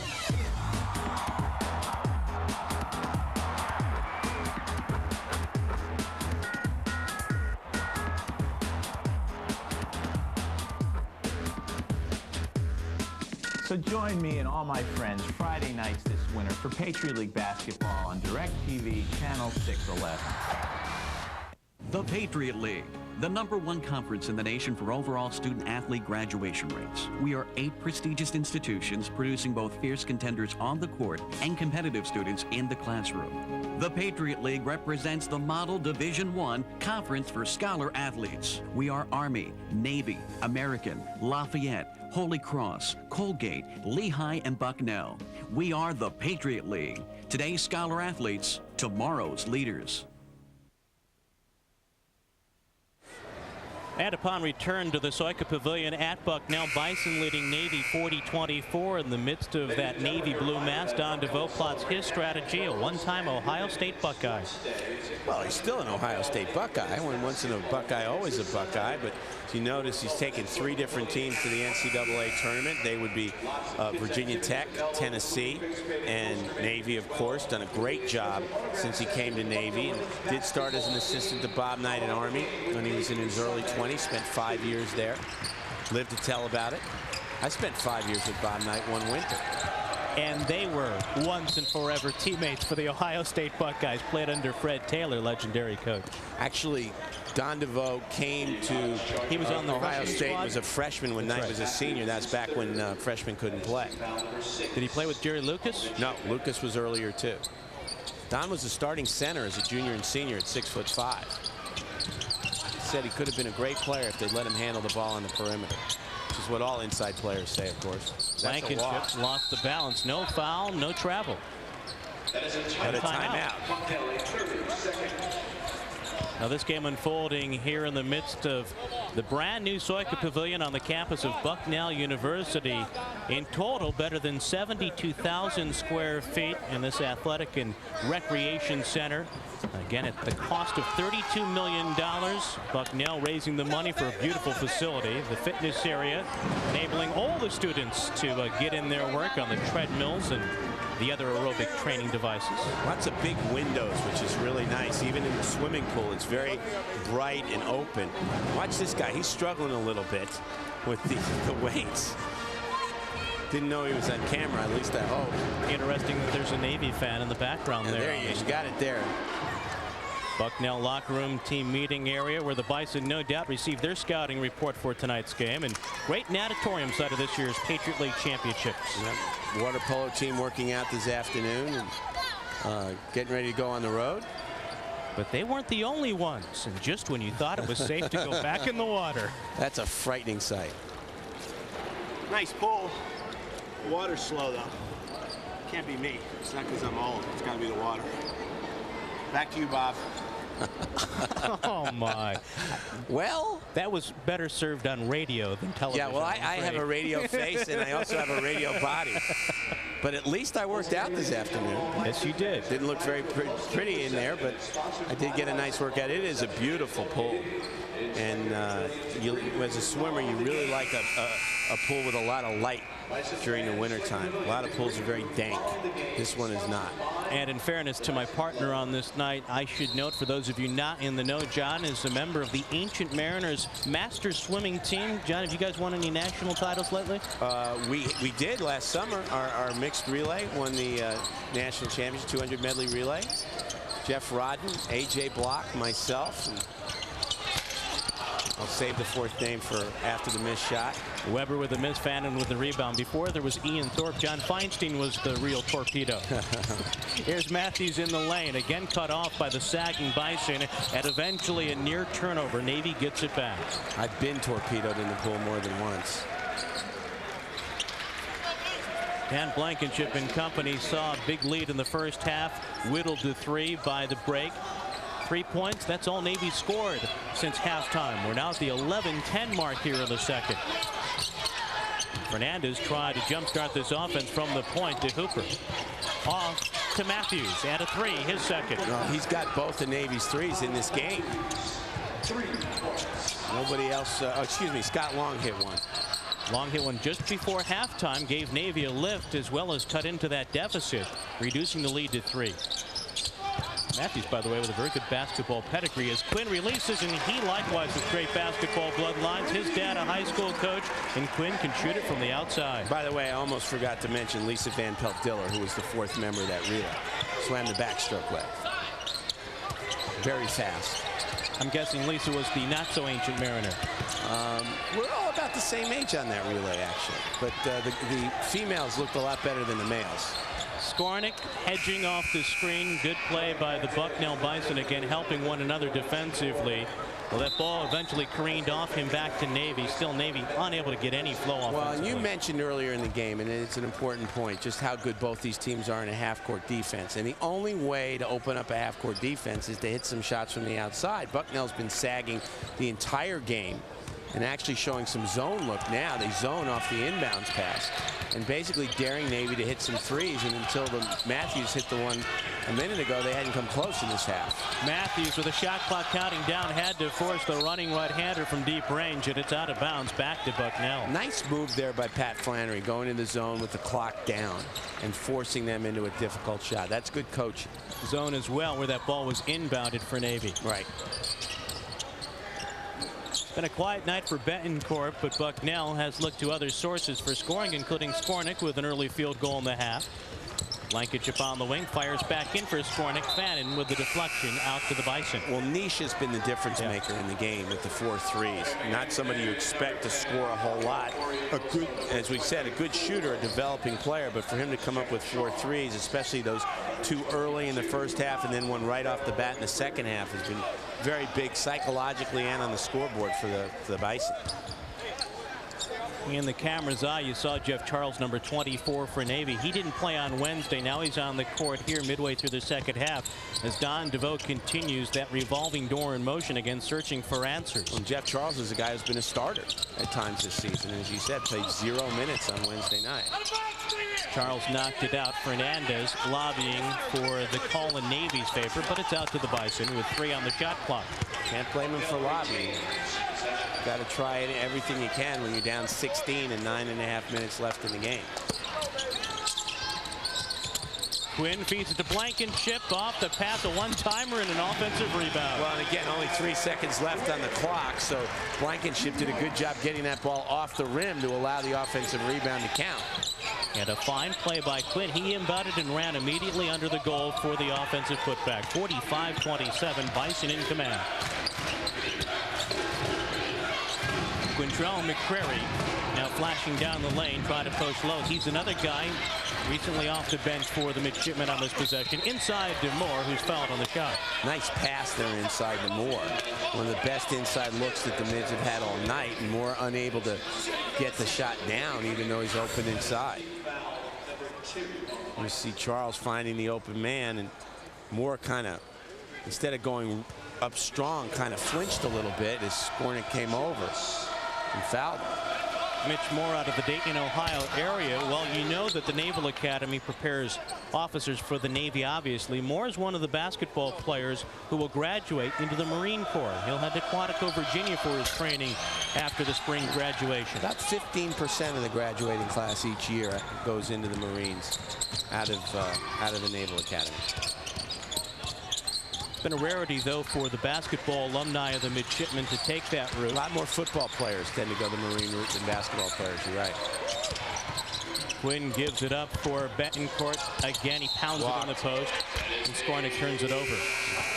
But there's no doubt about Bucknell's aim primarily on offense, John. Feed it low to Skornick and Laluba. Well, you can tell at halftime, Pat Flannery said to his players, we got away from that the last 9 minutes. You know, they got a little bit jump shot happy. They're not, you know, for the most part, a jump shot shooting team. Nish is giving them a boost here, and Betancourt at times has shot well from outside, but their game is to get inside, as is Navy. Charles off the dribble, jumps it inside. Another steal for Laluba. Will he get there for the dunk? No, he's fouled by Ofori, and he slams into the support. Dangerous side unfolding, but Laluba fortunately can smile about it. Yeah, he said right away, I'm okay. Really good play by Ofori there, actually, fouling him without getting called for the intentional, as Laluba was going up intent on dunking. And that's a smart play. You'll often see players in that situation, when they don't want to give up the dunk, wrap up, and that's when they get called for the intentional. Ofori just pushed him, and as a result, it's just 2 shots instead of 2 shots on the ball. Made enough of a play on the ball to avoid the intentionals. Laluba delivers the free throw, and the sound of the swish. Thinking about him crashing into the baskets, of course, you see Jean-Pierre there on the Navy bench. He earlier took a shot in the head. If this had been a Davis Gymnasium, he might have continued with momentum, forcing him into that old brick wall beyond the baseline. Yeah, or he could have gone right out the door and into campus. He calls timeout, sliding in safely with the possession saved for Bucknell, and Boaki Laluba hitting the deck for the loose ball. That says a lot about him as well. Very alert play there, and Jack Sweeney giving him the timeout. Here you see the Patriot League standings. Holy Cross with only the 1 loss at American. Probably the most shocking outcome of the season, 72-49. But the surprise team, as we've said ever since we started doing this a month ago, is Lehigh, 7-2. There are only 2 losses on the road to Holy Cross and Colgate. American, excuse me, a hot club of late, as has Lafayette been. They've won their last 4 in the league. We mentioned Bucknell has lost 3 in a row. Colgate played very well against Holy Cross, losing to them in overtime on Wednesday night. We know the midshipmen are struggling, and Jim Cruz and Army just trying to get better as the season goes along. They've been very competitive in every game. John mentioned the surprising start for Lehigh. Billy Taylor's already tied the Lehigh record for most wins by a first-year coach with a 15 for the Mountain Hawks tomorrow. They're at American, and the Eagles have won 3 in a row. They've been outstanding at home. Yeah, they are a tough team at home, and Colgate goes to Army, which I wouldn't be surprised if Army doesn't give them a tough game, and I think Lafayette can go into Holy Cross and play well too. Colgate's won the last 2 at West Point, but in the previous 2, the Black Knights prevailed. Fernandez with a hustling play to save. Ofori drives in right side, and he's fouled by Betancourt. No question about that foul. Good hustle by Jason Fernandez over here in front of the press table. Here you see Fernandez with the steal. He almost, that's Tom Hausman right there, who he almost went into, sitting with his son. Valentine's Day, why not bring your boy to the ball game? Wish I could have brought mine. And you know that Fernandez is a future officer and a gentleman. Not only did he crash into press row, but he made sure as he was leaving to put the papers back in their place. Right, and picked up the water and cleaned up, and they'll probably get inspected a little later on tonight. Kwame Ofori delivers the free throw for Don DeVoe's midshipmen. They trail by 17. Let's go to a trap here off the inbounds. Are you surprised there hasn't been more pressure full court for Navy in this game? Well, you might have thought they would go to it earlier, given how they've struggled offensively, if only to try and create some easy baskets off of turnovers. This is not a particularly quick team defensively, though, as you know. First game between these teams, Navy did enjoy a late first half, early second half run, thriving off the press. They outscored the Bison 25-5. Blankenship lost the handle, and Ofori has it for the midshipmen. Ofori with a nice strip there. Moore finds McCurry, can't handle the feed from close range, and again bodies hit the deck as they always do in the Patriot League. Navy ball, and we'll have a timeout here. 7 minutes, 19 seconds remaining. One of these teams will snap a 3-game losing streak. Bucknell now on its way.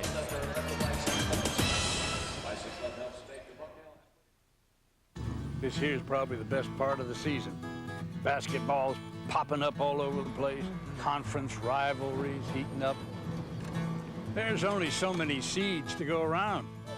Makes for a special breed of basketball. The biggest college basketball is yet to come. Order the half-season package of ESPN 4 Court from DirecTV to get the top conference matchups and follow the race to the tournament. Don't miss this year's crop of fantastic finishes. The Patriot League. 8 schools united in the commitment to excellence, both in the classroom and on the field. We produce true scholar athletes in NCAA Division I programs. The Patriot League boasts the highest graduation rate of any league in the country, and our level of play is second to none.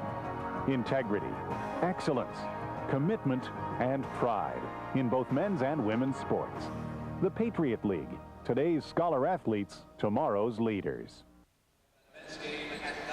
And back at the Soika Pavilion in Lewisburg, Pennsylvania. Another difficult night for Navy captain Jason Jean-Pierre and the midshipmen. He had a much better afternoon against Bucknell first time around last month, John, and really was involved in a great touch of class expressed by Bucknell assistant Don Friday. Well, as you mentioned, Jason Jean-Pierre's had a difficult season, and at the end of that game, a loss for Bucknell. When obviously he couldn't have been in the greatest of moods. Don Friday made a point of taking Jason Jean-Pierre aside during the handshake line and saying, I know you've had a tough year. I just wanted you to know, and as another steal there by Laluba off the inbounds, I want you to know that it makes me feel good knowing that a young man like you is going to be protecting our country in a few months. And really a classy move by Don Friday, and I know Jean-Pierre appreciated it. In talking with Don before the game this evening, it was born out of utter sincerity. Here's Laluba, backs in, kicks it out. Betancourt with a ball fake. He'll drive in the lane. Nice pull-up and the right-hand lead in. Yeah, in fact, he was a little bit embarrassed that people had found out about it. The Navy assistant coaches heard about it and told people because they were so impressed. And obviously, that was not Don's intent when he did it. Laluba's just all over. I mean, he just gets his hands on everything. It's like the hands of a shortstop, only they're much bigger. He has the soft hands, but they're also strong hands. There's Don DeVoe along the sideline for Navy, again turning to his bench. Yet another source tapped in as Paul Banya checks into the game. Charles finds more. An open look, but he missed the half hook, drawing the foul nonetheless. Well, let me tell you, Bob, Roger Little, the faculty rep for the Mids, sitting down there at the end of the bench, it better not come in Don's view anytime soon, because if he does, he may be in the game. That's how desperate it is over there on the Navy bench right now. Mitch Moore at the line for the Mids. Came away empty-handed on his first trip this evening. His year an enigma in a hole. Started the year very strong for Navy and an impressive non-conference win over Central Florida. And Navy got off to a good start, won their first 2 games. That win over Central Florida was Don DeVoe's 500th coaching victory, and everybody was feeling pretty good in Annapolis after those first 2 wins. And since then, it's just everything's been difficult. Won their first 2, then have lost 16 of 20, but still hustling. Moore saves it to Matthews, and the scoop is good. Nice play by Mitch Moore coming over to make that steal. The difference at 15, Bucknell with 6.5 minutes to go. Here at home, it's been a rarity for the Bison to play on this floor. This is only their 4th home game at the Soika Pavilion, their 9th overall. And it falls in the midst of a 7-game stretch. 3 on the road, this one at home, 3 more away. Whistle with another foul. One of the tough things that people outside the Patriot League don't understand is it's very tough for teams in this league to get good non-conference games at home, because teams that are named teams, quote unquote, they don't want to play on the road. They want to just buy wins, and if you're good, Bucknell's been consistently a solid team through the years. Navy, of course, has consistently been a solid team. Teams don't want to come play it because they're afraid they might lose. It makes it very difficult to put together a good non-conference schedule. Well, case in point, Bucknell went to the George Washington tournament, the Red Auerbach Colonial Classic, nearly beat the Colonials from the A-10 losing by 3 as Blankenship misses, but Laluba gets another rebound. And the Bison fell by 4 at Penn State. Despite the Lions' troubles, it's always tough to play in Happy Valley. Well, and they play at Penn State every year. They play that game every year, never play it here. It's always at Penn State. Laluba again back to the basket. Works on McCurry and Moore drawing the double team. Forces it up, nearly got it back. Again, so strong operating inside. Matthews across the lane, bounces it toward McCrary. Over to Skornick. And another rebound for who else? Number 4 for Bucknell, Boaki Laluba. If it's up there in the air, he's probably going to get to it. Bob, you mentioned Red Auerbach a minute ago. I just want to take a moment and send my condolences to Red and his family. Red's brother Zhang passed away yesterday. Great character, Zhang Auerbach. Great artist. You know, the Celtic logo that you see on the court at all the Celtics games was drawn and created by Zhang Auerbach. Tremendous loss. With another 3 for Bucknell. That's 5 threes for Niche. Zhang will be missed by a lot of us. McCurry draws the contact along the baseline. And Skornick picks up the personal. Well, you told a great story last week about Red Auerbach. In this day and age, as head coaches at every timeout huddle with their assistants. There was a guy who, by his lonesome, assembled those great Celtic championship teams and coached them to victory after victory. He never had any assistants to talk to because he didn't have any. So he would just, in fact, Red insisted he never let his team sit down during timeouts because he wanted the other team to see that they were still strong and, you know, not tired. So they would just gather in a circle around Red, and he would tell them what he wanted, and usually got what he wanted. 9 NBA championships as a coach, 7 more as a general manager. Off the hands of McCurry inside. Another Navy turnover as the midshipmen continue to struggle here in the second half, trailing 52-33. Yeah, usually by night's end, he was able to light up that victory cigar. Only did it at home, though. Is that right? Never did it on the road because he knew it would make the crowd crazy if he did. They had a cigar night at Cincinnati Gardens one night. They gave out 5,000 cigars to the fans and told them all to light up as soon as the Royals clinched victory. And Red told his players before the game, if you lose tonight, don't even bother coming back in the locker room because I'm never going to speak to you again. And, of course, the Celtics went out and won. And yet another midshipman makes his first entrance into this game. He's a freshman from Fort Worth. John, do you want to say this name? No. Chika Anyakane. You've had more practice with it than I have. I was practicing here, repeating it time and again prior to the tip-off of this evening's game. I'm telling you, we're getting closer and closer to Roger Little getting in this game. Inside to Laluba, working off the dribble over McCrary. Skornick follows up, and Banya on the box out controls the carom. Would have thought one of those shots would have gone down. Banya takes it wide, feeds it to Anyakane. Now off to McCrary. Off the jab step, an offensive foul. I kind of feel sorry for Banya because every time I hear his name, I think of that character in Seinfeld. There is the aforementioned Roger Little, economics professor at the Naval Academy, their NCAA faculty rep. Playoff hockey is gritty hockey, period. Finish your hits, play hard, and let's have some fun. If you look at playoff goals, a lot of them are scored from right in front of the net, whether it's banging in rebounds or tipping in pucks. It's a whole new respect for the whole game. When you walk out to the ice surface, the building will just shake in excitement. It's just unbelievable feeling. You know, this is why you're here. NHL Center Ice from DirecTV. See the rest of the season and catch the first and second round games from the Stanley Cup playoffs for just $109. I think it really comes down to heart and desire. The team that wants it the most is going to win. The Patriot League 2003 basketball tournament returns to our nation's capital with tournament fever. 8 men's and women's teams will battle for the Patriot League title and a berth into the big dance. The Washington, D.C. Showplace Arena will host the basketball tournament March 7th through March 9th. Tickets are available at the Showplace Arena through all 8 member institutions and Ticketmaster. The Patriot League, today's scholar athletes, tomorrow's leaders.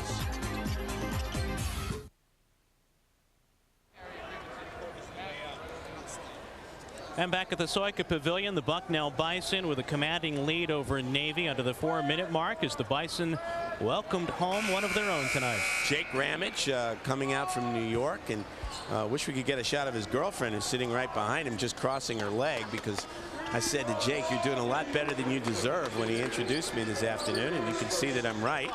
And Jake, of course, graduated 2 years ago. Great shooter. Would have had a much better career here at Bucknell if he hadn't hurt his knee twice.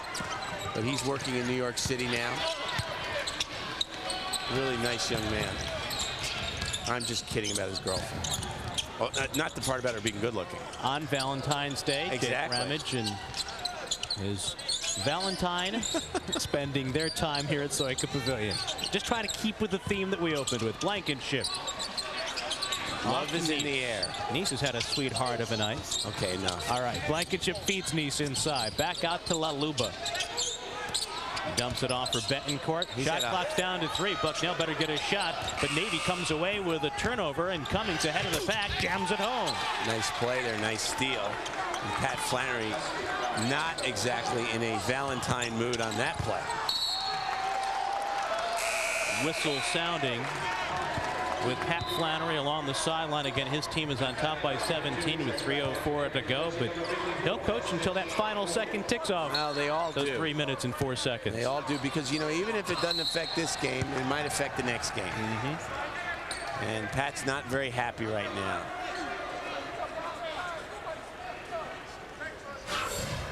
We see the shot clock was about to run off. In fact, you even heard the buzzer here as the steal was made. But nice play there by Cummings, and easy dunk. First time we've really heard from Marcel Cummings this evening. Easy for me to say easy dunk, isn't it? It probably was easy for him. It's impossible for us to. Blankenship with a miss on the free throw. I was going to say about Cummings, here's a guy that opened the year in the starting lineup for Navy as a sophomore, made 11 starts, had some very good performances, 6 times in double figures, but as the years waned on, his production has declined and his playing time has. Well, as you said, as you made the point early and correctly, Don DeVoe has been searching, and after tonight, he's going to continue to search. It's been a very tough winter.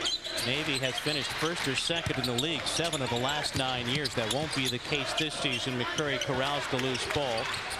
Though the shot clock still counting down on the midshipmen, as is the game clock, with Navy running out of time in what's likely a 4th straight loss. Banya with a nice move off the dribble. Tough shot there by Banya. Didn't have to steal a routine from Seinfeld there. John remembering well the Ovaltine routine. Why do they call it Ovaltine? Steal to Banya, ahead to McCrary. This should be 2, and it is. Something about the fact that there's an oval involved. 53-39 the advantage, and now Navy scrambling with a full court press. Bucknell to the outlet. Laluba has the numbers, but he turns it away. Bounce pass nearly stolen by Cummings, but it's a foul. Cummings going for the steal there. Obviously, Navy needing steals. Can't just allow Bucknell to run clock here. To lead at 14 and 2:05 to play. And really, Bucknell has sort of fallen asleep at the switch here in the last couple minutes. Understandable, given the way Navy's played most of the night. But they need to sort of regroup themselves and just take care of the basketball here in this last 2:05. Especially given what awaits Bucknell. They have a 2-game road trip next weekend. In fact, their next 3 on the road. They'll play at Lafayette, one of the hottest teams in the league with a 4-game winning streak, and then at Army. And that's a game that Army might look at as really an opportunity, because Bucknell has struggled, as we've touched on, John, offensively, and the Black Knights do play very hard at the defensive end. Yeah, they guard well. They just simply can't score. I saw them Wednesday against Lafayette. They played good defense all night, but struggled to score 43 points, which is 4 more than Navy's got right now. And at least 2 coaches in this league have told me that before the year ends, Army's going to knock somebody off at West Point. Yeah, I think everybody plays them scared because they do defend so well. Laluba finding Nice. Off to Betancourt. Bison back to Nice. A 6th indeed. He's had a honey of a night. You started it. He came into this game with 10 3-pointers in 16 contests. Tonight, he's get 6. Well, it's funny because I mentioned early in the telecast that when we were out here early, he was out here shooting with Jordan Hardenberg, and he was just standing 25 feet away drilling threes, and I hadn't realized he was that good a shooter. And Sean McElwain said, no, he's got great range. We just need to get him open shots, and they've done that tonight. Sophomore out of Middletown, New Jersey. Entering this game, coming off a start last time out versus Lehigh, got that opportunity because of the flu for Matt Quinn. Nice building on the confidence gain the other night. Betancourt finding him. Nice ball reversal there, and Niche obviously shooting with a lot of confidence right now. Certainly understandable. Dan Blankenship comes out of the game, congratulated by his teammates. And his second national television appearance of the week. Dan Blankenship, the Bucknell senior, mentioned earlier, the Patriot League Scholar Athlete of the Year. Bison have won that award, earned that award 3 times in the last 4 seasons. Fannin, the Navy freshman, hits the free throw. And on for Bucknell with Blankenship looking on. Jack Nambu just checked in as Chris Neese checks out.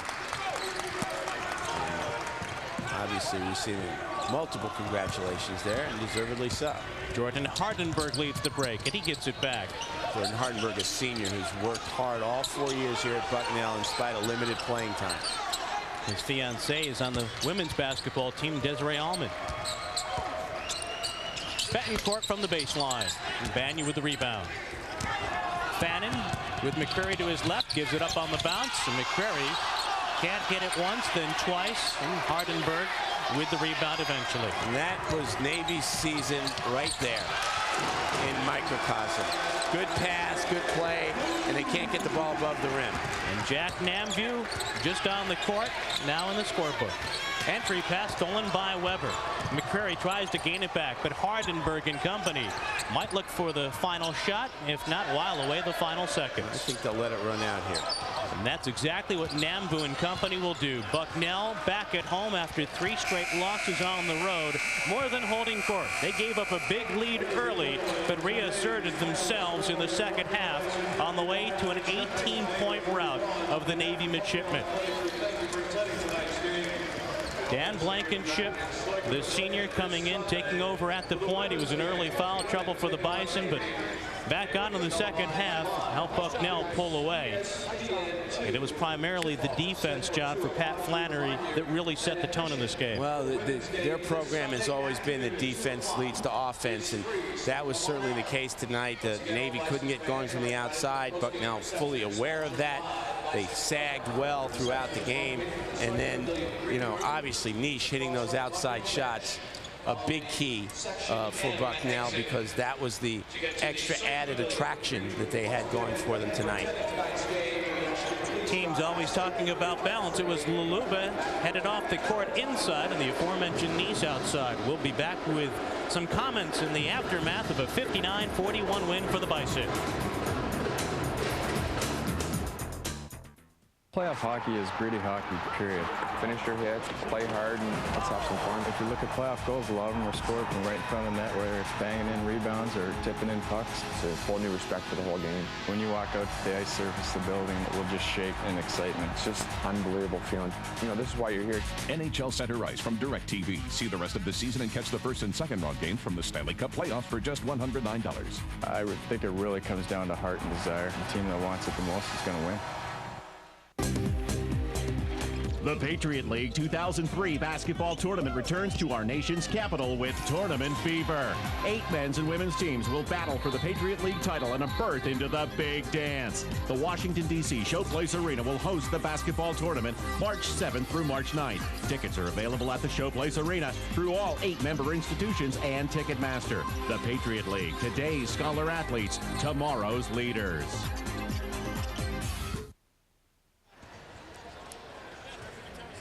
Well, the Bucknell Bison returned home to the brand new Soika Pavilion, built a big lead on Navy early. And with the help of the outside shooting of Chris Neese, who buried 6 3-pointers tonight, pulled away from the mids down the stretch, winning by 18. Neese came into the contest with 10 trays overall, but again, hitting from all angles beyond the arc. Buried 6 of them on this night. He was the outside half of that inside-outside tandem, along with Boaki Laluba. Seeking that balance tonight, Pat Flannery got just what he and the Bison were looking for, John.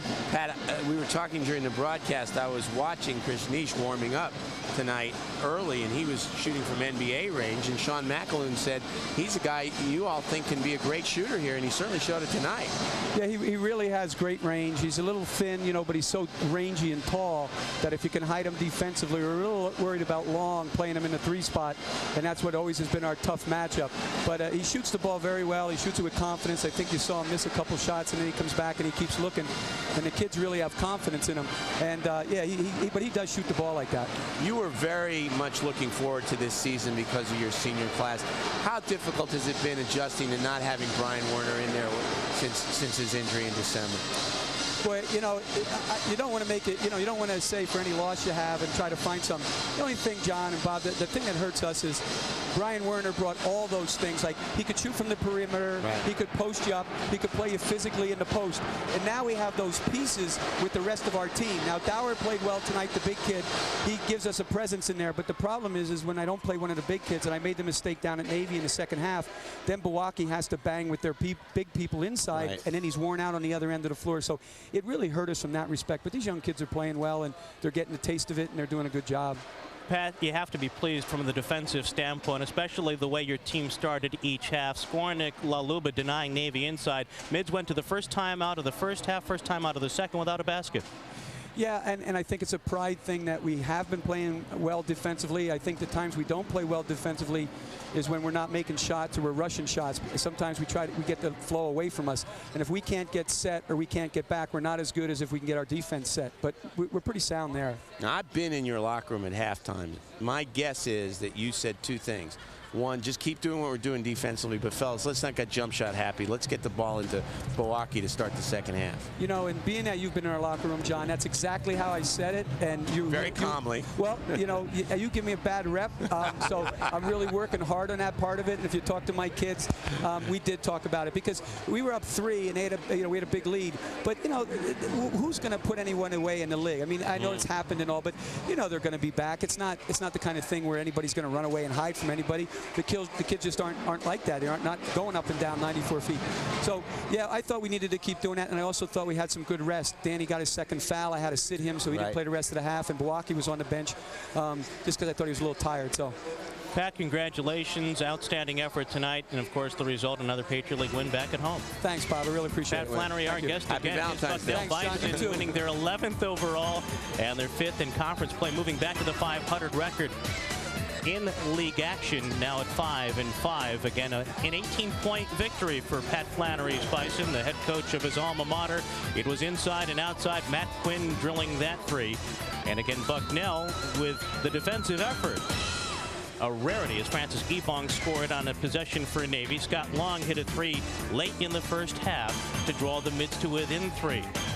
And Bucknell eventually had the answer in the second, though. Next week, we'll be in Worcester, Massachusetts, a rematch of last year's Patriot League final, American and Holy Cross. That's next Friday on the DirecTV Patriot League Game of the Week, as John Feinstein will swim up the Susquehanna on his way to Worcester, Mass. For John, this is Bob Sosi, and for the rest of our DirecTV crew, we invite you to join us again next week. Same time, same place here on DirecTV. The final tonight, Bucknell 59, Navy 41.